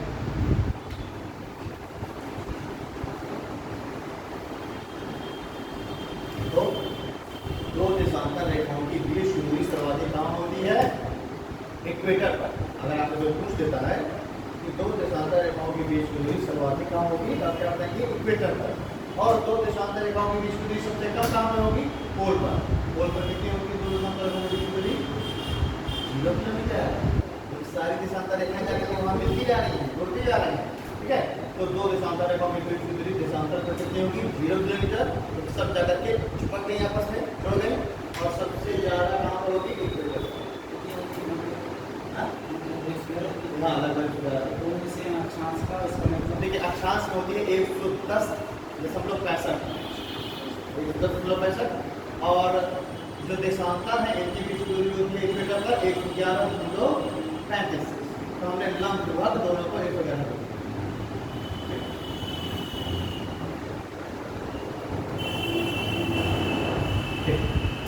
अब ये तो पूरा अक्षांश और देशांतर रेखा निकाला है। हाँ, जो 0 डिग्री है, जो 0 डिग्री देशांतर है, ये निर्धारण करती है टाइम का। इसलिए हम इसको मानेंगे इंटरनेशनल डेट लाइन। अगर हमें किसी स्थान का समय निकालना है, मान के चलिए हमने कहा ये है मान के चलिए 50 डिग्री देशांतर, 50 डिग्री ईस्ट देशांतर है, ठीक है। तो ये थी 180, ये है 50 डिग्री ईस्ट देशांतर मान लीजिए। अगर हमें ये निकालना है कि बताइए 50 डिग्री ईस्ट देशांतर में क्या समय है, तो अगर सिर्फ ये कह दिया जाए कि बताइए 50 डिग्री ईस्ट देशांतर में अभी क्या समय होगा, तो आप आते रहेंगे तो नहीं क्या बता लेंगे, क्योंकि आप किसी न किसी के रिस्पेक्ट पर पूछना पड़ेगा। आपको क्या कहना पड़ेगा कि 0 डिग्री देशांतर पर अगर बज रहा है दोपहर का 12, 0 डिग्री देशांतर पर अगर बज रहा है दोपहर का 12, तो बताइए 50 डिग्री ईस्ट देशांतर पर क्या समय होगा।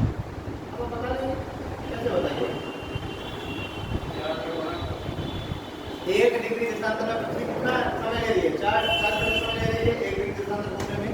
तो पृथ्वी 0 से कितना घूम गई? 50 डिग्री देशांतर घूम गई, मतलब कि पृथ्वी टोटल 50 डिग्री घूम गई। तो 50 डिग्री घूमने में पृथ्वी को कितना समय लगा? 50 × 4 मतलब कि 200 मिनट। 200 मिनट को घंटे में कन्वर्ट करें तो 1 घंटे 20 मिनट। यानी कि अगर GMT में यानी कि ग्रीनविच में यानी कि इंग्लैंड में 0 डिग्री देशांतर पर अगर गुजरात दोपहर का 12, तो 50 डिग्री देशांतर पर मान लीजिए दुबई स्थित है, तो वहाँ पर क्या समय होगा? 3:20 का आएगा, ठीक। चलिए, ठीक है। अब ये जो 0 डिग्री देशांतर है, ये तो क्या है, ये तो मानक समय रेखा है, यानी इंटरनेशनल डेडलाइन है। पूरे विश्व में कहीं पर भी समय का निर्धारण करना तो इसके माध्यम से करेंगे, इस 0 डिग्री देशांतर। अब अगर हमें पूरे विश्व में डेट का तारीख, तो हम कौन से देशांतर से करेंगे, 180 डिग्री से, यानी जो 180 डिग्री देशांतर है उसको हम ईस्ट और वेस्ट देशांतर नहीं करेंगे, तो ये क्या है, ठीक है। तो जस्ट आती है ना, अब ये 0 डिग्री है, इसके अब ये 180 डिग्री, तो यहाँ 0 से लेकर 180 तक ईस्ट देशांतर है, और यहाँ 0 से लेकर 180 तक वेस्ट देशांतर, तो ये 180 क्या हो गई ना पवन, तो ना तो 180 ईस्ट देशांतर, तो ठीक है 0। तो अगर हमें पूरे ग्लोब में डेट का निर्धारण करना है तो हम कौन से देशांतर से करेंगे, कौन सा नॉमिनेटर से करेंगे, 180 डिग्री से। मतलब कि 180 डिग्री जो देशांतर रेखा वो क्या है, वो है इंटरनेशनल डेडलाइन, अंतर्राष्ट्रीय समय रेखा, यानी कि मानक इंटरनेशनल डेडलाइन है, यानी कि अंतर्राष्ट्रीय तिथि रेखा। मतलब कि क्या है, मानक तिथि रेखा। यहाँ पे है 0 डिग्री, 0 डिग्री मान लीजिए 12 बजा है 0 डिग्री में, ठीक है। अब क्या है कि अगर हम 0 डिग्री से पूरा अपोजिट घूमते हुए वापस से घूम कर के आए तो पूरा हम 360 डिग्री घूम गए ना, यानी कि हम पूरा 24 घंटे घूम गए ना। तो यहाँ से हमने चलना चालू किया, घूम करके हम पूरे 24 घंटे में यहाँ आए, तो एक दिन पूरा हमने समय लगा देखने लगा दिया, पृथ्वी भी पूरा 24 घंटे में घूम गई है। तो मान के चलिए सपोज है विनोद अगर है 179 डिग्री ईस्ट देशांतर, मान लीजिए वहाँ पर कोई लैंड मास नहीं है, तो ये कोई जॉब नहीं कर सकता, ठीक है। तुम्हारा घर कहाँ है, 179 डिग्री ईस्ट देशांतर पर तुम रह रहे हो। अब समय है मान के चलिए 2019 का समय है, मान के चलिए 2019 के 1 जनवरी का समय है। 1 जनवरी को विनोद देखता है कि जो इसकी गर्लफ्रेंड है वो किसी और के साथ पार्टी बना रही है 1 जनवरी की, ठीक है। तो अब इसका दिल टूट जाएगा, क्योंकि इससे पहले से गर्लफ्रेंड इसके साथ 1 जनवरी की पार्टी बनाती थी, ठीक है। अब इसका दिल टूट गया, तो अब ये मेरे पास आया कि सर जब अब 19 में इसका दिल टूटा, ठीक है। ये जैसे 1 जनवरी 2020 आई, इसके जन्म हरे हो गए, जन्म कितना हो गए, तो ये मेरे पास आया, और फिर जो 2021 आई दोबारा इसके जन्म हरे हो गए। तो अब ये आया परेशान हो गया मेरे पास 1 जनवरी के बाद, सर क्या बताऊँ 1 जनवरी काश मेरी जिंदगी में होती ही नहीं, 1 जनवरी काश मेरी जिंदगी में 1 जनवरी होती ही नहीं, तो मेरे जन्म ना हरे होते, वो दिन ना आता, मुझे याद ना आती, और याद जन्म ना हरे होते समझ लो बात को। तो मैंने इसने कहा सर कोई एडवाइस लेके जाना, 1 जनवरी ही मेरे लाइफ में आया, तो मैंने इससे क्या कहा कि तुम ऐसा करो, तुम जा करके सपोज ये यहाँ बांदा में रह रहा है, ठीक, मैंने इसको क्या कहा तुम ऐसा करो, तुम 179 डिग्री ईस्ट देशांतर पर जाके घर गए हो, ठीक। और 31 दिसंबर का जैसे ही रात 12 बजे तो तुम तुरंत स्टीमर स्टार्ट करके तो 180 डिग्री देशांतर को क्रॉस कर जाओ। तो क्या करो, स्टीमर स्टार्ट करके तो तुरंत 180 डिग्री देशांतर को क्रॉस करके कहाँ चले जाओ, तो उस साइड चले जाओ, वेस्ट में चले जाओ, क्लियर। इसने कहा ठीक है, तो इसने ऐसे ही किया। 31 दिसंबर को रात को 11:50 बजा, 10 मिनट बाद न्यू ईयर आ जाएगा, इसके जब हरे हो जाएंगे। फिर इसने क्या किया, 11:50 इसने स्टीमर स्टार्ट किया, और स्टीमर स्टार्ट करके इसने 10 मिनट में क्रॉस कर लिया क्या, 180 डिग्री देशांतर, और वहाँ पहुँच गया। अब इसको टोटल समय लग गया, मान लीजिए 10 मिनट का लग गया समय, 12 मिनट का समय लग गया। तो अब समय हो गया सपोज दैट 12:02 इसमें 12 मिनट का समय लग गया। अब समय क्या हो गया, 12:02, ठीक है। अब इधर वाले ये तो 180 डिग्री देशांतर को क्रॉस कर कहाँ पहुँच गया, 179 में पहुँच गया। क्या हम चाहे 181 डिग्री वेस्ट देशांतर पहुँच गया, ठीक है। अब वहाँ पर इसने जाकर के लोगों से समय डेट पूछी कि भाई आज कौन सी डेट है, तो लोग क्या बताएंगे कि भाई आज 31 दिसंबर, ठीक है। और फिर इसने फोन लगाया अपने इस दोस्त को बांदा में कि यार आज कौन सी डेट है, तो क्या कहेगा कि आज 1 जनवरी है, क्योंकि ये क्या है 11:50 में चला, इसने 12 मिनट में 179 से लेकर 180 पहुंचा, 180 से लेकर 181 वेट में पहुंच गया। इसने 2 देशांतर क्रॉस कर लिए। आज जब इसने 2 देशांतर क्रॉस किए, कैसे ये डेट कैसे, भाई पृथ्वी को तो पूरा 24 घंटा लगने वाला है ना घूमने में, पृथ्वी तो वेस्ट टू ईस्ट घूम रही है। तो पहले तो 180 में पहले तो 12 कब बजेगा, मतलब एक जो दिन की शुरुआत है, एक अगले डेट की शुरुआत 12 बजे से होती है, तो 180 जो है पहले 180 में डेट चेंज हुई, फिर 1 डिग्री में हुई, मतलब यहाँ से चलते हुए अगर हम चलें तो 1 डिग्री 2 डिग्री में हुई डेट चेंज, 1 डिग्री 2 डिग्री कैसे 179 178 188, ठीक है। इस तरह पृथ्वी घूम रही है। ठीक, जब पृथ्वी 0 डिग्री बिल्कुल सामने आ जाएगा सूर्य के, उस समय क्या 12 घंटे हो जाएंगे। उस समय क्या हो जाएगा 12 घंटे बाद कहाँ पर डेट चेंज होगी 0 डिग्री पे, 12 घंटे बाद 0 डिग्री पे डेट चेंज हुई और अगले 12 घंटे में घूम करके फिर 180 में डेट चेंज हुई। तो पृथ्वी को 24 घंटे लग रहे हैं ना, नहीं बात समझ में आ रही, मैं डिनोट नहीं कर पा रहा। 180 में डेट चेंज हुई, यानी कि डेट लाइन इंटरनेशनल कौन से 180, इंटरनेशनल डेट लाइन कौन सी है 180। तो सबसे पहले डेट कहाँ चेंज हुई 180 में, यानी कि अगर 1 जनवरी की शुरुआत है तो सबसे पहले 1 जनवरी कहाँ के लोग बनाएंगे जो 180 पर रह रहे हैं। फिर कौन बनाएंगे जो 180 के बाद इधर 179 में रह रहे हैं, फिर 75 वाले, फिर 82.5 डिग्री हम मनाएंगे न्यू ईयर, और हमसे फिर 5.5 घंटे बाद कौन न्यू ईयर सेलिब्रेट करेगा ब्रिटेन के लोग, ठीक है। और फिर उसके बाद अमेरिका वाले लोग, और फिर ऐसे घूमते हुए फिर अलास्का वाले लोग, ठीक है। और फिर उसके बाद फिर कौन करेगा जो इधर 181 में रह रहा होगा, यानी सबसे लास्ट में कहाँ पे न्यू ईयर होगा 181 में। तो अब क्या है, अब इसमें स्टीमर स्टार्ट की तुरंत 79 से कहाँ पहुँच गया 181 में पहुँच गया, और ये चला था 31 दिसंबर 1150 पे, 12 मिनट का ट्रेवल करके ये पहुँच गया 181 में। और वहाँ पर डेट क्या हुई, वहाँ पर अभी 31 दिसंबर हुआ, यानी 31 दिसंबर की अभी केवल 12:02 हुआ, अभी तो 31 दिसंबर जो चालू हुआ है, यानी कि क्या कर सकता है ये 31 दिसंबर की पार्टी कहाँ सेलिब्रेट करेगा 181 वेस्ट दिसंबर को सेलिब्रेट करेगा। अब फिर से रात में 11:50 हो गए, फिर इसका दिन थोड़ा लगा, फिर 12 बज जाएंगे, यहाँ 12 बज जाएंगे, अब फिर मेरे एग्जैक्ट मारे हो जाएंगे। तो ये क्या करेगा, ये तुरंत स्टीमर स्टार्ट करेगा 11:50 पे वहाँ से, और वापस से कहाँ गया 179 ईस्ट दिसंबर को आ गया। अब यहाँ जब आया तो यहाँ पर इसने लोगों से डेट पूछी क्या डेट है, तो चूंकि 24 घंटे तो पूरे वहाँ रहा था ना, अब यहाँ के लोग बताएंगे भाई आज 2 जनवरी, आज क्या है 2 जनवरी।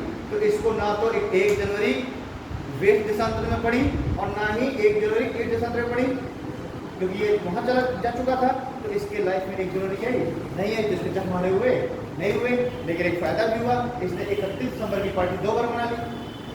यही अगर हम उल्टा करते हैं, इसलिए 31 दिसंबर की पार्टी मुझे बड़ी पसंद है, इसने यहाँ पर बनाई ईस्ट देशांतर में ईस्ट गोलार्ध पे, और फिर इसका मन करा कि यार फिर से काशी एक बार और मैं 31 दिसंबर की पार्टी मना लूँ। तो ये क्या करेगा 180 क्रॉस करके वेस्ट में चला जाएगा, वहाँ फिर से 31 दिसंबर बड़े सेलिब्रेट करेगा, ठीक है, और फिर वापस से आ जाएगा इधर। तो अगर कहा जाए कि बताइए 180 डिग्री देशांतर को क्रॉस करने पर, 180 डिग्री देशांतर के पश्चिम में जाने पर 1 दिन का लॉस होगा कि 1 दिन का फायदा होगा। 180 डिग्री देशांतर के पश्चिम में जाने पर क्रॉस करने पर उसको, वैसे अगर हम ऐसे देखें ना तो ऐसे में तो हमको 180 डिग्री का ईस्ट दिख रहा है ना, बट एक्चुअल में तो ये जस्ट अपोजिट इधर है ना, जस्ट अपोजिट तो इधर है, और हम 0 डिग्री से हमने 0 डिग्री को हमने बेस बनाया हुआ है, तो उसके रिस्पेक्ट में हम देखें तो ये है ईस्ट और इसके बाद का हिस्सा क्या है वेस्ट है।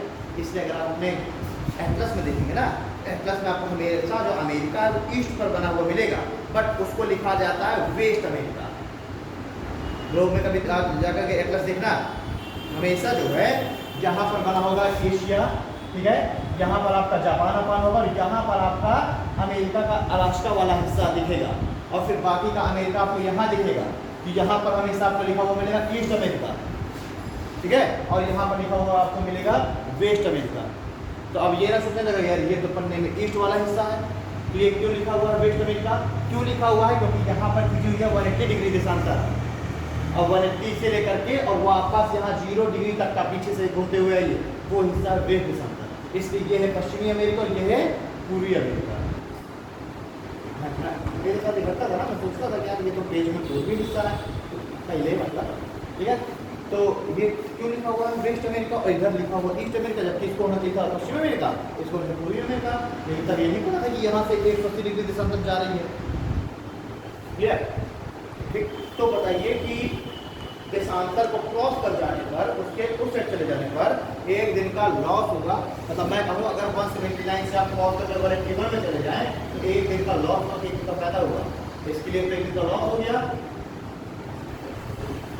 मतलब एक देखा जाए तो 1 दिन का लॉस, पर्सनली देखे तो 1 दिन का लॉस हुआ पर्सनली, क्योंकि आपकी लाइफ में 1 दिन में जाए नहीं, लेकिन आप देखा जाए तो आपको इनका फायदा हुआ, क्योंकि मानना चाहो तो 279 तो क्या करके हमेशा के लिए तो पहुंच जाओ 181 में। तो तुमने 31 दिसंबर को यहाँ पर तुमने सेलिब्रेट किया ही क्या, 31 दिसंबर तुमने वहाँ भी सेलिब्रेट किया, तुमने 2 दिन सेलिब्रेट कर लिए ना। तुम्हारे लाइफ में 31 दिसंबर कितने बार आ गया, 2 बार आ गया, तुम्हें 1 दिन का फायदा हो गया होगा। और वैसे भी तुमको फायदा ये है, तुम्हारे जब मना हरे हुए तो फायदा ही करो तुम्हारे लिए, ठीक है। तो अगर आप उस अंतर को क्रॉस करके आप विंटर साइड ले जाते हैं, विंटर ग्राफ में, तो क्या होता है, 1 दिन का फायदा होता है। और अगर मान लीजिए उधर वाला इधर आए तो 31 दिसंबर से चला और उससे लगा कि हम 1 तारीख को सुबह पहुंच जाएंगे वहाँ, और जो इधर आया तब चल रहा है ग्राफ तो 2 जनवरी, आज क्या हो रही है 2 जनवरी। और यहाँ वाले ईस्टर्न सांतर पे ईस्टर्न गुलाब पे मान लीजिए उसको एक ऑफिस था और वहाँ के ऑफिस वाले ने कहा कि 1 जनवरी को यहाँ पर क्या होगी, मीटिंग होगी। वो अपने यहाँ भैया बैठा कि आज 31 दिसंबर है, कल निकलूंगा तो 31 को पहुँच जाऊंगा। अब जब वो अगले दिन जब आया इस साइड की ओर तो क्या कौन सी डेट में गई, 2 जनवरी के ऑफिस पहुंचे तो ऑफिस में क्या पता चलेगा कि मीटिंग तो कल थी, ठीक है। तो उसको क्या हो गया, उसको लॉस हो गया इसका। मतलब कहने का मतलब है कि आप 180 डिग्री देशांतर से ऐसे मैंने 180 डिग्री देशांतर मान लिया, आप 180 डिग्री देशांतर से अगर आप इस साइड की ओर आए, अगर केवल एक इंडिविजुअली अगर हमने 180 डिग्री देशांतर खींच रखे तो सीधी सी बात है कि ये जो है ये क्या होगा, पश्चिमी हिस्सा होगा और ये पूर्वी होगा। अगर हम इंडिविजुअल खींच रखे हैं तो 180 डिग्री देशांतर से अगर आप वेस्ट में आएंगे तो आपको क्या होगा, आपको 1 डे का आपको क्या हो जाएगा, लॉस हो जाएगा, ठीक है। आपको 1 दिन का लॉस हो गया। लेकिन अगर आप डेट में देखें तो आप डेट में 1 दिन आप आगे चले गए।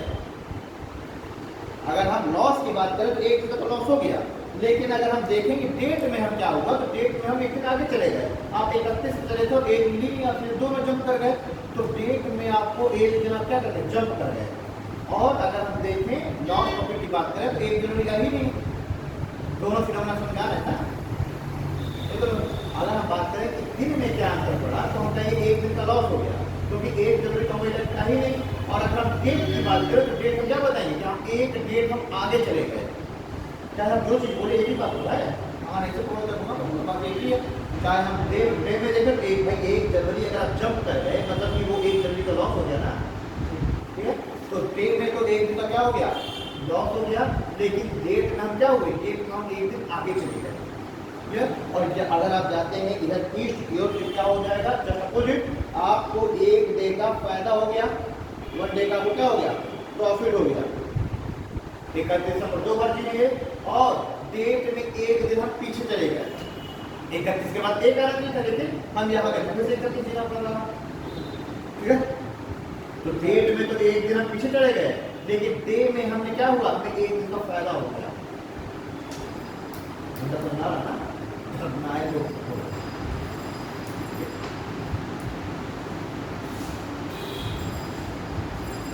अब मैंने एग्जांपल अगर लिया तो देखो एक एग्जांपल देखो, अगला एग्जांपल में बोला कि सब करेंगे कोई ना कोई।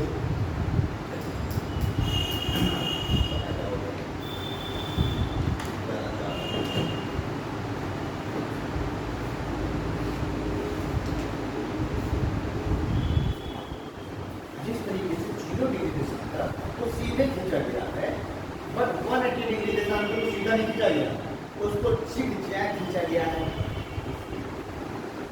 कैसे खींचा गया है, जो 180 डिग्री देशांतर वो इसे सीधी नहीं है, वो ऐसे चली फिर ऐसे आई, फिर ऐसे गई, फिर ऐसे चली, फिर ऐसे आई, फिर ऐसे गई, फिर ऐसे आई, फिर ऐसे जाके ऐसे चली। 180 डिग्री देशांतर को कुछ इस तरीके से खींचा गया। अरे हमारे घर की खेती है ना, तो जैसे चाहे खींच ले, क्या दिक्कत है, करेंगे खेती है। भगवान ने जो भगवान तो नहीं थे खींचना, बदल से ऐसे खींच दिखाए हैं, हमने इमेजिन किया है।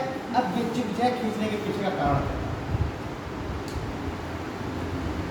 ये जिग जैग खींचने के पीछे का कारण क्या था, 180 डिग्री देशांतर क्या है, डेट लाइन है ना, 180 डिग्री डेट लाइन है ना, इसको जिग जैग खींचने का इसके पीछे खींचने का कारण क्या था।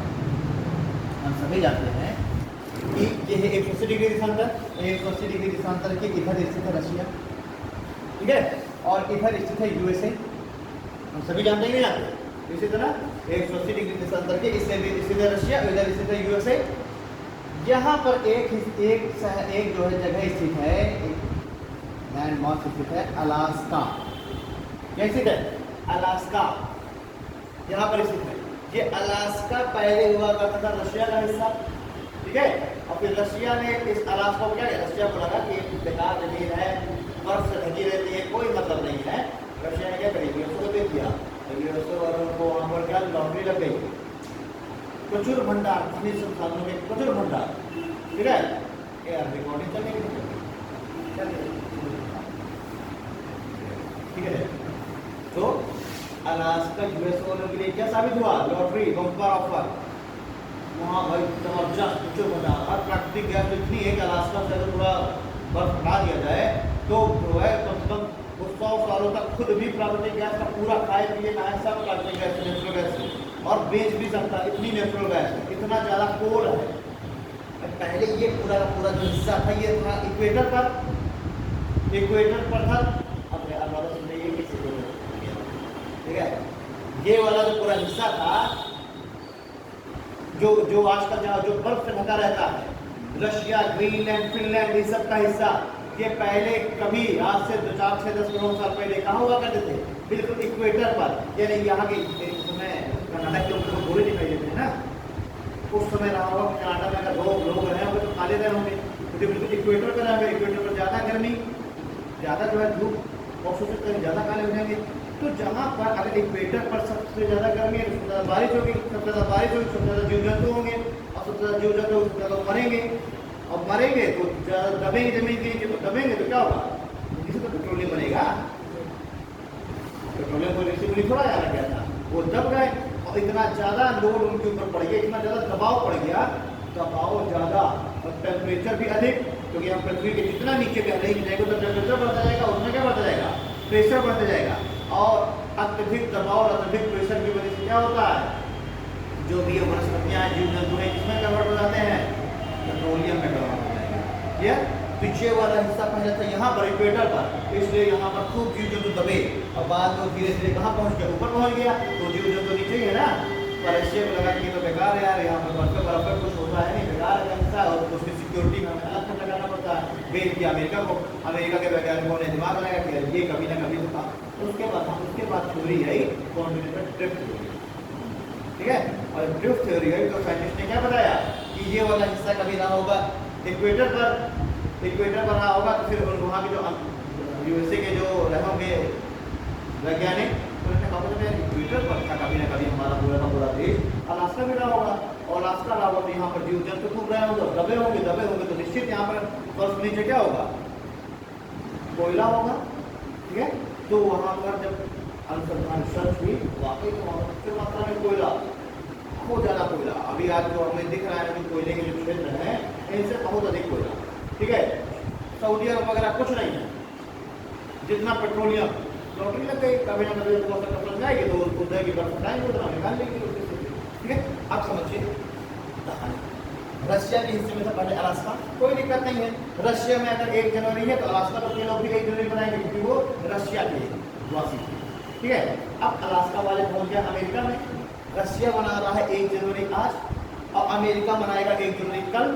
अब जरा अलास्का में लोग फंस गए यार, हम तो इधर है 180 डिग्री दिशांतर के, हम कहाँ पे हैं? अलास्का है यहाँ पर, ठीक है। इन्होंने कहा यार हम क्या करें, अब हम तो नेशनलिटी हमारी किसकी है? यूएसए की, तो हमारी मोरल रिस्पॉन्सिबिलिटी क्या है कि हमें यूएसए के साथ हमें न्यू ईयर मनाना चाहिए। तो भाई न्यू ईयर कल सेलिब्रेट कर रहा है, मतलब यूएसए क्या है कल करेगा, हम आज ही कर ले, तो आप लोगों को रुको तो होगा ना। तो इन्होंने कहा कि यार एक्चुअली में तो यार 180 डिग्री दिशांतर ऐसे जा रही है, तो हमारे यहाँ तो न्यू ईयर पड़ जा रहा है आज, और हमारे जो देश वाले हैं यूएसए वाले कल न्यू ईयर सेलिब्रेट करेंगे। एक समस्या तो अलास्का वालों के साथ थी कि भाई नेशनलिटी उनकी कह रही है कल बनाओ, और जिस हिस्से में वो है वहाँ पर आज न्यू ईयर बन रहा है। एक तो अलास्का के साथ दिक्कत होगी, दूसरा यहाँ पर थोड़ा न्यूजीलैंड स्थित है, और न्यूजीलैंड के कुछ आइलैंड यहाँ स्थित है। न्यूजीलैंड क्या है? न्यूजीलैंड में द्वीप समूह है ना, बहुत सारे द्वीपों, बहुत बिखरे हुए द्वीपों समूह। क्या ही समस्या है इनके साथ? ये कह रहा है कि हमारे देश वाले आज मना रहे हैं न्यू ईयर, और अब उस समय डेडलाइन सोचो सीधी खींची गई है, ये मान के चलो डेडलाइन सीधी थी, तो कि कंडीशन बता रहा हूँ, ठीक है। डेडलाइन कुछ ऐसे रही होगी, और यहाँ न्यूजीलैंड के कुछ द्वीप इधर पे थे और अलास्का से भी डेट लाइन ऐसे गई होगी, अलास्का इधर। तो अब न्यूजीलैंड वाले कह रहे हैं जो जो इधर चले गए हुए हैं, ठीक है, वो कह रहे हैं जितने भी गंगावत कार्यक्रम हो रहे हैं वो आज हो रहे हैं और हम बैठे हुए हैं उस हिस्से पे, तो हमारे हिस्से में तो कल नहीं हुआ होगा, ठीक है। तो वो बेचारे उनकी मोरल रिस्पॉन्सिबिलिटी क्या है, फिर उनके जो है किसके साथ जुड़े हुए सेंटिमेंट्स, क्योंकि उनके रिश्तेदार होंगे यहाँ, वो इनको आज बधाई दे रहे हैं और ये कह रहे हैं हमारे यहाँ न्यूजीलैंड मिल गया। समस्या है न्यूजीलैंड वालों के साथ भी कि नहीं है ना, ठीक है। फिजी आइलैंड भी है नीचे, वहाँ के साथ भी यही समस्या, यहाँ के भी कुछ आइलैंड उधर कुछ इधर, वहाँ के साथ यही हुआ है। अब क्या किया जाए, तो ये क्या है कि भाई वैसे भी जो 0 डिग्री है वो पूरा का पूरा अधिकतर समुद्र में जाता है, अटलांटिक महासागर के साथ साथ, वहाँ कोई दिक्कत नहीं, समुद्र में किसको रहना, मुझसे थोड़ा कहीं क्या नहीं और नहीं कम बनाएंगे, ठीक है। अब ये लोग कह रहे हैं कि यार तो रेट जो है रेट का समस्या है, और फिर अगर 0 डिग्री में अगर कोई रह भी रहा है वो अब इन लोगों के साथ क्या किया जाए, तो कहा गया कि जॉन फ्रेस्टर जिस देश के साथ है उसको उसी देश के साथ जोड़ दिया जाए। तो ये कैसे जोड़ा जाए, तो कहा गया कि ऐसा करो, ये जो 180 डिग्री देशांतर है उसी को मोड़ो, ठीक है। तो इन सभी देशों को एक दूसरे के साथ लाने के लिए, मतलब अलास्का हिस्सा यूएसए का, इसलिए हमने डेट लाइन को ऐसे मोड़ दिया, ठीक है। ये समझ आ रहा है। न्यूजीलैंड की वाले जो आइलैंड है जो यहाँ घुसे हुए थे उनके लिए, ताकि वो भी न्यूजीलैंड के साथ अपना न्यू ईयर मना सकें, उनके लिए क्या कर दिया गया, ऐसे मोड़ दिया गया, ठीक है। नीचे के जो थोड़े बहुत आइलैंड थे जो बिखरे हुए थे उनके लिए इस तरह मोड़ दिया गया। तो जो इंटरनेशनल डेट लाइन है उसको 3 बार मोड़ा गया, क्या याद रखना है आपको, जबकि 0 डिग्री जो डेट लाइन है वो तो सीधी है, लेकिन जो इंटरनेशनल डेट लाइन है तो डेट लाइन तो सीधी है, लेकिन जो डेट लाइन है उसको कितने बार मोड़ा गया, 3 बार, ठीक है। समझ में आ गया ना क्यों मोड़ा गया, पकड़ था।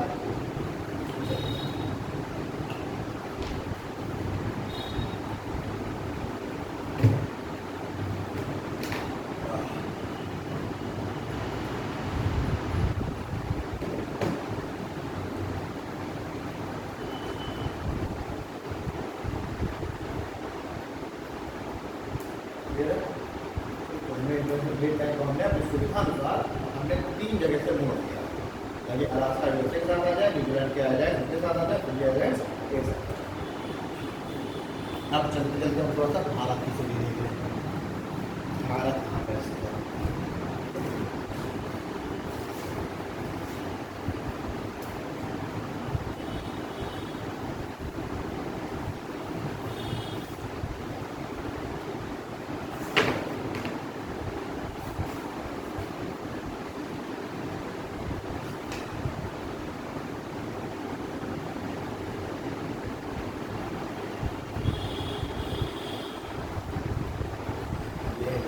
चांस ये है 0 डिग्री इक्वेटर, सॉरी ये 0 डिग्री देशांतर रेखा और ये है 0 डिग्री अक्षांश रेखा। बात समझ आ रही है सुमन?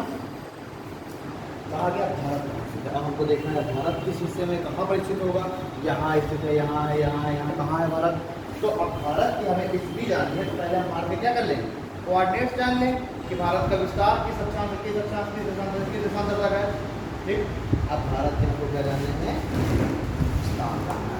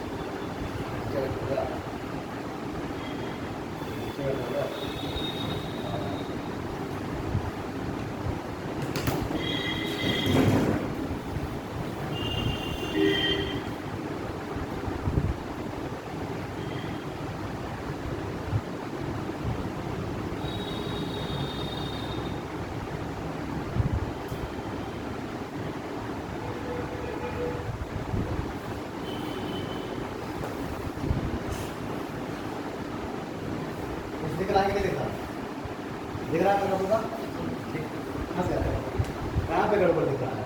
सही है नहीं गड़बड़ है क्या? समझ सही कराएगा।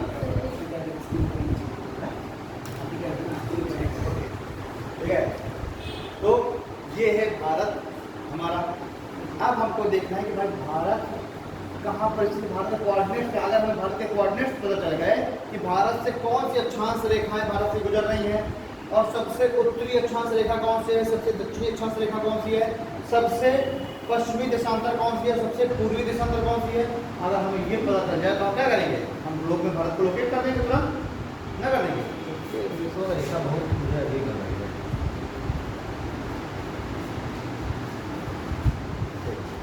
ठीक है, अब हम हमारे कोऑर्डिनेट जानते हैं। तो ये वाला हिस्सा तो पार्ट ऑफ कश्मीर का है, ये वाला हिस्सा सेक्शन का है। हमारे जो क्षेत्र में हिस्सा है वो हो जाएंगे सबसे भारत का उत्तरी बिंदु, सबसे नदर्न पॉइंट, और सबसे जो नदर्न पॉइंट है वहाँ से एक लैटिट्यूड गुजर रही है। यानी कि अच्छा भाई, अगर हम उत्तर और दक्षिण हमको जो स्थान देखना तो हमें अक्षांशों के बीच देखना पड़ेगा ना, क्योंकि अक्षांशी तो उत्तर से दक्षिण की ओर है, देशांतर तो पूर्व से पश्चिम की ओर है, अक्षांश उत्तर से दक्षिण की ओर है। तो भारत का सबसे उत्तरी बिंदु, सबसे उत्तरी विस्तार कौन सा है, नदर्न पॉइंट भारत का, जिसको हम कहते हैं इंदिरा कॉल, क्या कहते हैं, इंदिरा कॉल। और ये जो उत्तरी बिंदु को इंदिरा कॉल कहते हैं। और ये जो अक्षांश रेखा जो गुजर रही है, ये अक्षांश रेखा है 37 डिग्री 6 मिनट। ठीक है, 37 डिग्री 6 मिनट, मतलब कि यहाँ ये है 37वीं, यहाँ से ये कोई अक्षांश रेखा रही होगी 37वीं, और ये रहेगी 38वीं। तो 37 और 38 के बीच से कौन सी अक्षांश रेखा में माने, 37 डिग्री 6 मिनट। ठीक है, उत्तरी अक्षांश। दक्षिण की बात कर रहे हैं तो यहाँ पर ये जो सदर्न पॉइंट है वो है, मान के लिए कन्याकुमारी, कहाँ पर है, तमिलनाडु में। और ये जो अक्षांश रेखा है ये कौन सी है, ये है 1 डिग्री 4 मिनट। ठीक, तो कन्याकुमारी में कौन सी अक्षांश रेखा पर गुजर रही है, तो कन्याकुमारी से बिल्कुल दक्षिणी बिंदु से 8 डिग्री 4 मिनट, यानी कि 9वीं और 8वीं अक्षांश रेखा के बीचों बीच से कोई अक्षांश रेखा होगी 8 डिग्री 4 मिनट। ये इसका क्या है, ये सदर्न पॉइंट है। ये क्या है, भारत का दक्षिणी पॉइंट है, सदर्न पॉइंट। ठीक है, तो भारत का उत्तर से दक्षिण विस्तार किस अक्षांश से, किस अक्षांश के मध्य हो गया, 8 डिग्री 4 मिनट उत्तरी अक्षांश से दक्षिण अक्षांश।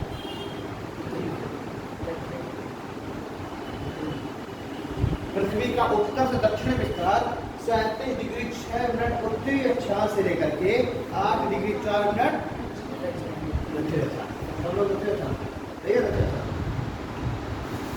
एक बात बताओ, जीरो ये देशांतर है, ये पैरेलल लाइन है, ये अक्षांश होगा, अक्षांश सही है। ये उत्तर और दक्षिण में बता रहा हूँ, देशांतर कौन है, देशांतर ये है, लंबवत रेखाएं। सब लोग 37 डिग्री 6 मिनट उत्तरी अक्षांश से लेके 8 डिग्री 4 मिनट दक्षिण अक्षांश वाले हैं। अरे एक बात बताओ, इसीलिए बाकी तो लगेगा, सुन लो, 8 डिग्री 4 मिनट के तुम और नीचे जाओगे तो तुमको यहाँ पे मिलेगा 0 डिग्री इक्वेटर, और 0 डिग्री इक्वेटर से नीचे जाओगे तो तुमको जाकर के और नीचे मिलेगा, क्या मिलेगा, 90 डिग्री सदर्न पॉइंट।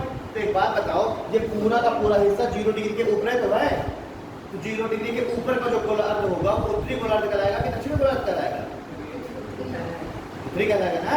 तो चाहे ये 37 डिग्री 6 मिनट हो तो वो भी उत्तरी गोलार्ध में है, और चाहे 8 डिग्री 4 मिनट हो तो वो भी तो उत्तरी गोलार्ध है।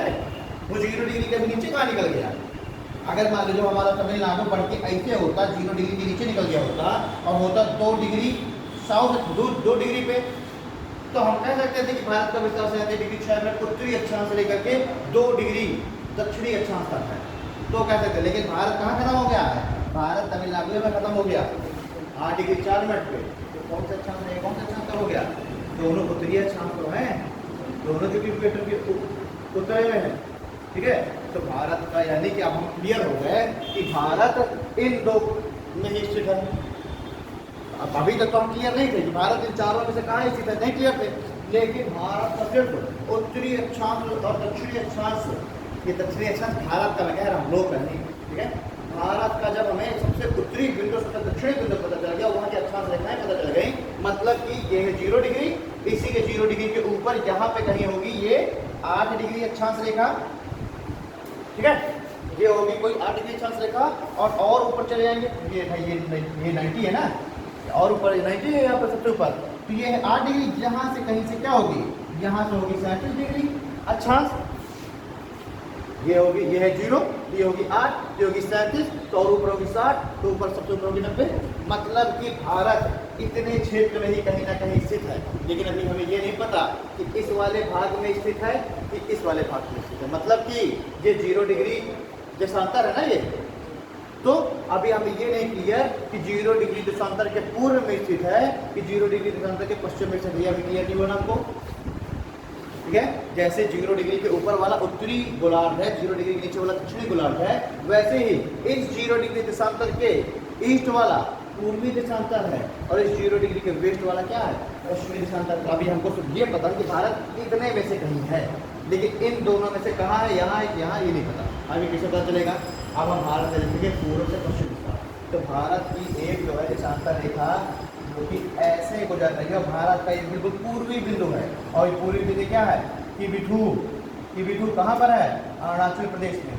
यहाँ से जो पूर्वी देशांतर रेखा गुजर रही है, ये कौन सी है, ये है 97 डिग्री 25 मिनट, यानी कि 97 और 98 जो देशांतर रेखा है उसके बीचों बीच में है। तो भारत के जो उत्तरी बिंदु है वो कहाँ पर है, 97 डिग्री 25 मिनट पूर्वी देशांतर पे। ठीक है, 97 डिग्री 25 मिनट पूरे देशांतर पे। और भारत की जो पश्चिमी जो बिंदु सीमा है, पश्चिमी जो बिंदु है वो कहाँ पर है, वो है बिहार होता कच्छ गुजरात, गुजरात के कच्छ जिले के बिहार होता है। और कौन सी देशांतर गुजर रही है, तो देशांतर गुजर रही है 68 डिग्री 7 मिनट। मतलब कि भारत का पूर्व से पश्चिम विस्तार कहाँ से कहाँ तक है, 97 डिग्री 25 मिनट पूर्वी देशांतर से लेकर के 68 डिग्री 7 मिनट पूर्वी देशांतर तक। क्योंकि 0 डिग्री से सब 0 और 180 के बीच में रहना ही पूरा का पूरा, 97 डिग्री 25 मिनट भी 180 के इधर है और 68 डिग्री 7 मिनट भी इधर ही है। तो ये पूरा का पूरा क्या हो गया, 97 डिग्री 25 मिनट पूर्वी देशांतर से लेकर के 68 डिग्री 7 मिनट पूर्वी देशांतर। अब आप बताओ कि भारत इस वाले आधे हिस्से में, इस वाले में होगा ना, क्योंकि ये है 0 डिग्री इधर पूर्वी देशांतर। तो भारत, अब हमें पता चल गया कि भारत यहाँ से लेकर के यहाँ तक में स्थित है। ठीक है, अब यहाँ से यहाँ तक हमको को बताया, भाई हमें तो पता है ना कि भारत 97 डिग्री 25 मिनट, यानी कि ये है अगर 0 डिग्री और ये है 180 फाइनल। ठीक है, ये वाली 180 है, तो ये है 97 डिग्री, यानी कि भारत 97 डिग्री 25 मिनट यहाँ से लेकर के, और ये है मान लीजिए 37, तो भारत यहाँ से यहाँ तक हो गया। नहीं हो गया, क्लियर हो गई भारत की पोजीशन। ठीक है, मान के चलो विनोद गर्लफ्रेंड का घर है, विनोद को बड़ा गुस्सा आया, मैं इसके खरे को उड़ा दूंगा मिसाइल से, घर को किससे उड़ा दूंगा, मिसाइल से। इसने जो है तालिबान से कॉन्टेक्ट किया, इसने कहा कि एक घर उड़वाना है, उन्होंने कहा कि ये 100 करोड़ कैसे वाला था, विनोद बदला लेगा, नहीं तो छोड़ नहीं देगा। तो तालिबान ने कहा कि ऐसा करो तुम उसके घर की लोकेशन दे दो। अगर ये कह देगा कि बांदा में सिविल लाइन में तो तालिबान को क्या होगा, ये पता कहाँ है सिविल लाइन, बांदा कहाँ है, तो तालिबान को ये क्या बताएगा कि उसका घर है, मान के चलिए ये 97 डिग्री से 68 डिग्री में है ना, इसका घर है मान के चलिए बांदा से प्रोजेक्ट यहाँ पर है, 82.5 डिग्री में हमारा इलाहाबाद है, तो बांदा जो है 82.5 से इधर मान के आ जाओ 79 डिग्री देशांतर के आसपास, 79 डिग्री देशांतर का होगा, तो लग रहा है 80 डिग्री देशांतर के आसपास में इसी होना चाहिए। एज्यूम कर भाई, यहाँ से हमारा यहाँ से गुजर रही है मानक समय रेखा 82.5 डिग्री, ठीक है, और हमारा बांदा इलाहाबाद से इधर है ना, हम सभी बचपन से पढ़ते चले आ रहे हैं कि इलाहाबाद से निकलती है मानक समय रेखा 82.5 डिग्री। ठीक, तो बांदा जो है इसके पश्चिम में है, मतलब कि बांदा क्या होगा 82.5 के इधर, मान के चलो इसने ये यहाँ से गुजर रही है, बांदा से गुजर रही है 80 डिग्री देशांतर, 80 डिग्री सॉरी पूर्वी देशांतर, पूर्वी देशांतर बताना पड़ेगा इसको, पश्चिमी देशांतर बता देगा तो अमेरिका में कम किया जाएगा, तालिबान से सफाई हो जाएगा। ठीक है, तो ये क्या बताएगा 80 डिग्री पूर्वी देशांतर पर है। अब इसमें इतना ही बता दिया कि 80 डिग्री पूर्वी देशांतर पर है, तो तालिबान कम गिरा पाएगा भाई, 80 डिग्री पूर्वी देशांतर तो पूरा यहाँ से लेके यहाँ तक है ना, तो क्या घर कैसे पता, वो तो कहीं नहीं मालूम मिलेगा। तो वो तालिबानी क्या कहेगा इससे कि अक्षांश भी बताओ, कौन सा अक्षांश गुजर रहा है। ठीक है, तो हम सभी जानते हैं कि हमारा जो कर्क रेखा है वो 23.5 डिग्री पे है, कर्क रेखा कहाँ पे है, 23.5 डिग्री कर्क रेखा उत्तर प्रदेश के नीचे से मध्य प्रदेश से होकर गुजर रही है, मध्य प्रदेश छत्तीसगढ़ से, मतलब कि जो मानना है वो हमारा 23.5 रेखा, समझेगा कैसे, एक मतलब अनुमान निकालना केवल। कर्क रेखा लगभग ऐसे कर्क रेखा गुजरती है ना, कर्क रेखा कुछ इस तरीके से गुजर रही है, कुछ इस तरह से गुजरती है कर्क रेखा। कहाँ से? 23.5 डिग्री नॉर्थ अक्षांश, ठीक है। और हमें पता है कि हमारा ये जो सबसे उत्तरी बिंदु है ये कहाँ पर है? ये 37 डिग्री 6 मिनट पर है, मतलब कि बांधा 23.5 से लेकर के 37.5 के बीच में ये बांधा कहीं ना कहीं, ठीक है।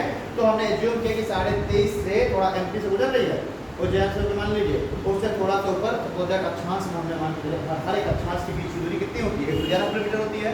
तो हम देखेंगे कि अगर बांधा यहाँ पर है तो यहाँ पर कौन सा शहर स्थित है? यहाँ पर सपोज मान के चलिए यहाँ पर स्थित है छत्तीसगढ़ का बिलासपुर, छत्तीसगढ़ बिलासपुर का, हाँ चलो छत्तीसगढ़ बिलासपुर मान लो। तो हमें पता है कि बिलासपुर स्थित है कर्क रेखा पर, और यानी कि बिलासपुर से कौन से अक्षांश रेखा गुजर रही है? 23.5 डिग्री। तो हम देखेंगे बिलासपुर से अगर हम सीधे चले आए तो बांधा कितने किलोमीटर है?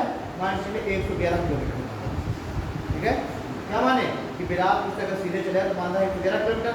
हम एज्यूम कर लें कि अगर यहाँ पर 23.5 डिग्री अक्षांश गुजर रही है तो यहाँ पर कौन सी गुजर रही होगी? बांधा से होकर के 22.5 डिग्री, कभी बांधा बिलासपुर से मान लो 111 किलोमीटर है। तो अब ये क्या बताएगा? अब इसको चल गया था। अब ये तारीख वाले क्या कहेगा कि उसका घर 80 डिग्री पूर्वी देशांतर हुआ 22.5 डिग्री उत्तरी अक्षांश पर। भाई ये है 80 डिग्री पूर्वी देशांतर, और ये है ऐसे गुजर रही है उसके घर से 22.5 डिग्री उत्तरी अक्षांश रेखा, ठीक है। और जहां पर ये दोनों काट रही हैं एक दूसरे को, वही क्या है? वही उसका घर है, ठीक है। अब तालिबान को लोकेशन पता चल गई, वो क्या करेंगे? वो कंप्यूटर में सेट करेंगे, कोऑर्डिनेट डालेंगे और मिसाइल लॉन्च होगी, और कहाँ जाके गिरेगी? मिसाइल डिटेक्ट करेगी, वो चलती है लैटिट्यूड और लॉन्गिट्यूड से ही गाइड होती है, तो वो जाकर के एग्जैक्ट इस पॉइंट पर जाकर के गिर जाएगी, क्योंकि ये क्या है? यही पॉइंट उसको कमांड दिया गया है कि तुमको कहाँ गिरना है? तुमको 80 डिग्री पूर्वी देशांतर और 22.5 डिग्री अक्षांश पर। तो भाई ये यहीं पर तो गिरेगी, क्योंकि अगर मान लो यहाँ पे गिर जाएगी तो देशांतर ना चेंज हो गया, वो तो 79 देशांतर हो गया, ठीक है। तो जहाँ पर 22.5 डिग्री उत्तरी अक्षांश और 80 डिग्री पूर्वी देशांतर आपस में मिल रही है, वो क्या हो जाएगा? वो लोकेशन हो जाएगा। तो मिसाइल कहाँ गिरेगी? अगर आपने 80 डिग्री पूर्वी देशांतर 22.5 डिग्री उत्तरी अक्षांश बताया है, तो मिसाइल कहाँ गिरेगी? उनके बिल्कुल कटान के बिंदु पे गिरेगी। अगर तुमने वहीं पर बता दिया कि 22.5 की जगह 21 डिग्री पर है, तो 21 डिग्री उत्तरी अक्षांश ये बोल रहे, इस पे कटान बिंदु पर गिरेगी, ठीक। अगर तुमने देशांतर चेंज कर दिया, 80 की जगह तुमने 78 देशांतर बता देती, तो और अक्षांश बताया तुमने 21, तो यहाँ गिर जाएगी। 22.5 बताया अक्षांश, तो यहाँ गिर जाएगी, ठीक है। एग्जैक्ट लोकेशन इसी पता चल जाएगा, और इसका क्या हो गया, ठीक है। तो खुश, ठीक है, सांप भी मर गया और लाठी भी टूटी, ठीक है ना।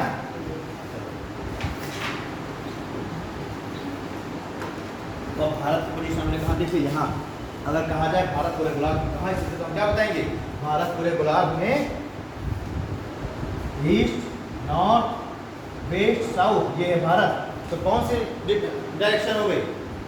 उत्तर पूर्व हो गई ना। तो भारत विश्व में किस गोलार्ध पर स्थित है? उत्तर पूर्वी गोलार्ध पर। कहाँ स्थित है? भारत विश्व के उत्तर पूर्वी नॉर्थ ईस्ट गोलार्ध पर स्थित है। यानी अगर भारत की लोकेशन बताने तो क्या बताएंगे हम? उत्तरी अक्षांश व पूर्वी, उत्तरी और पूर्वी गोलार्ध, ठीक है।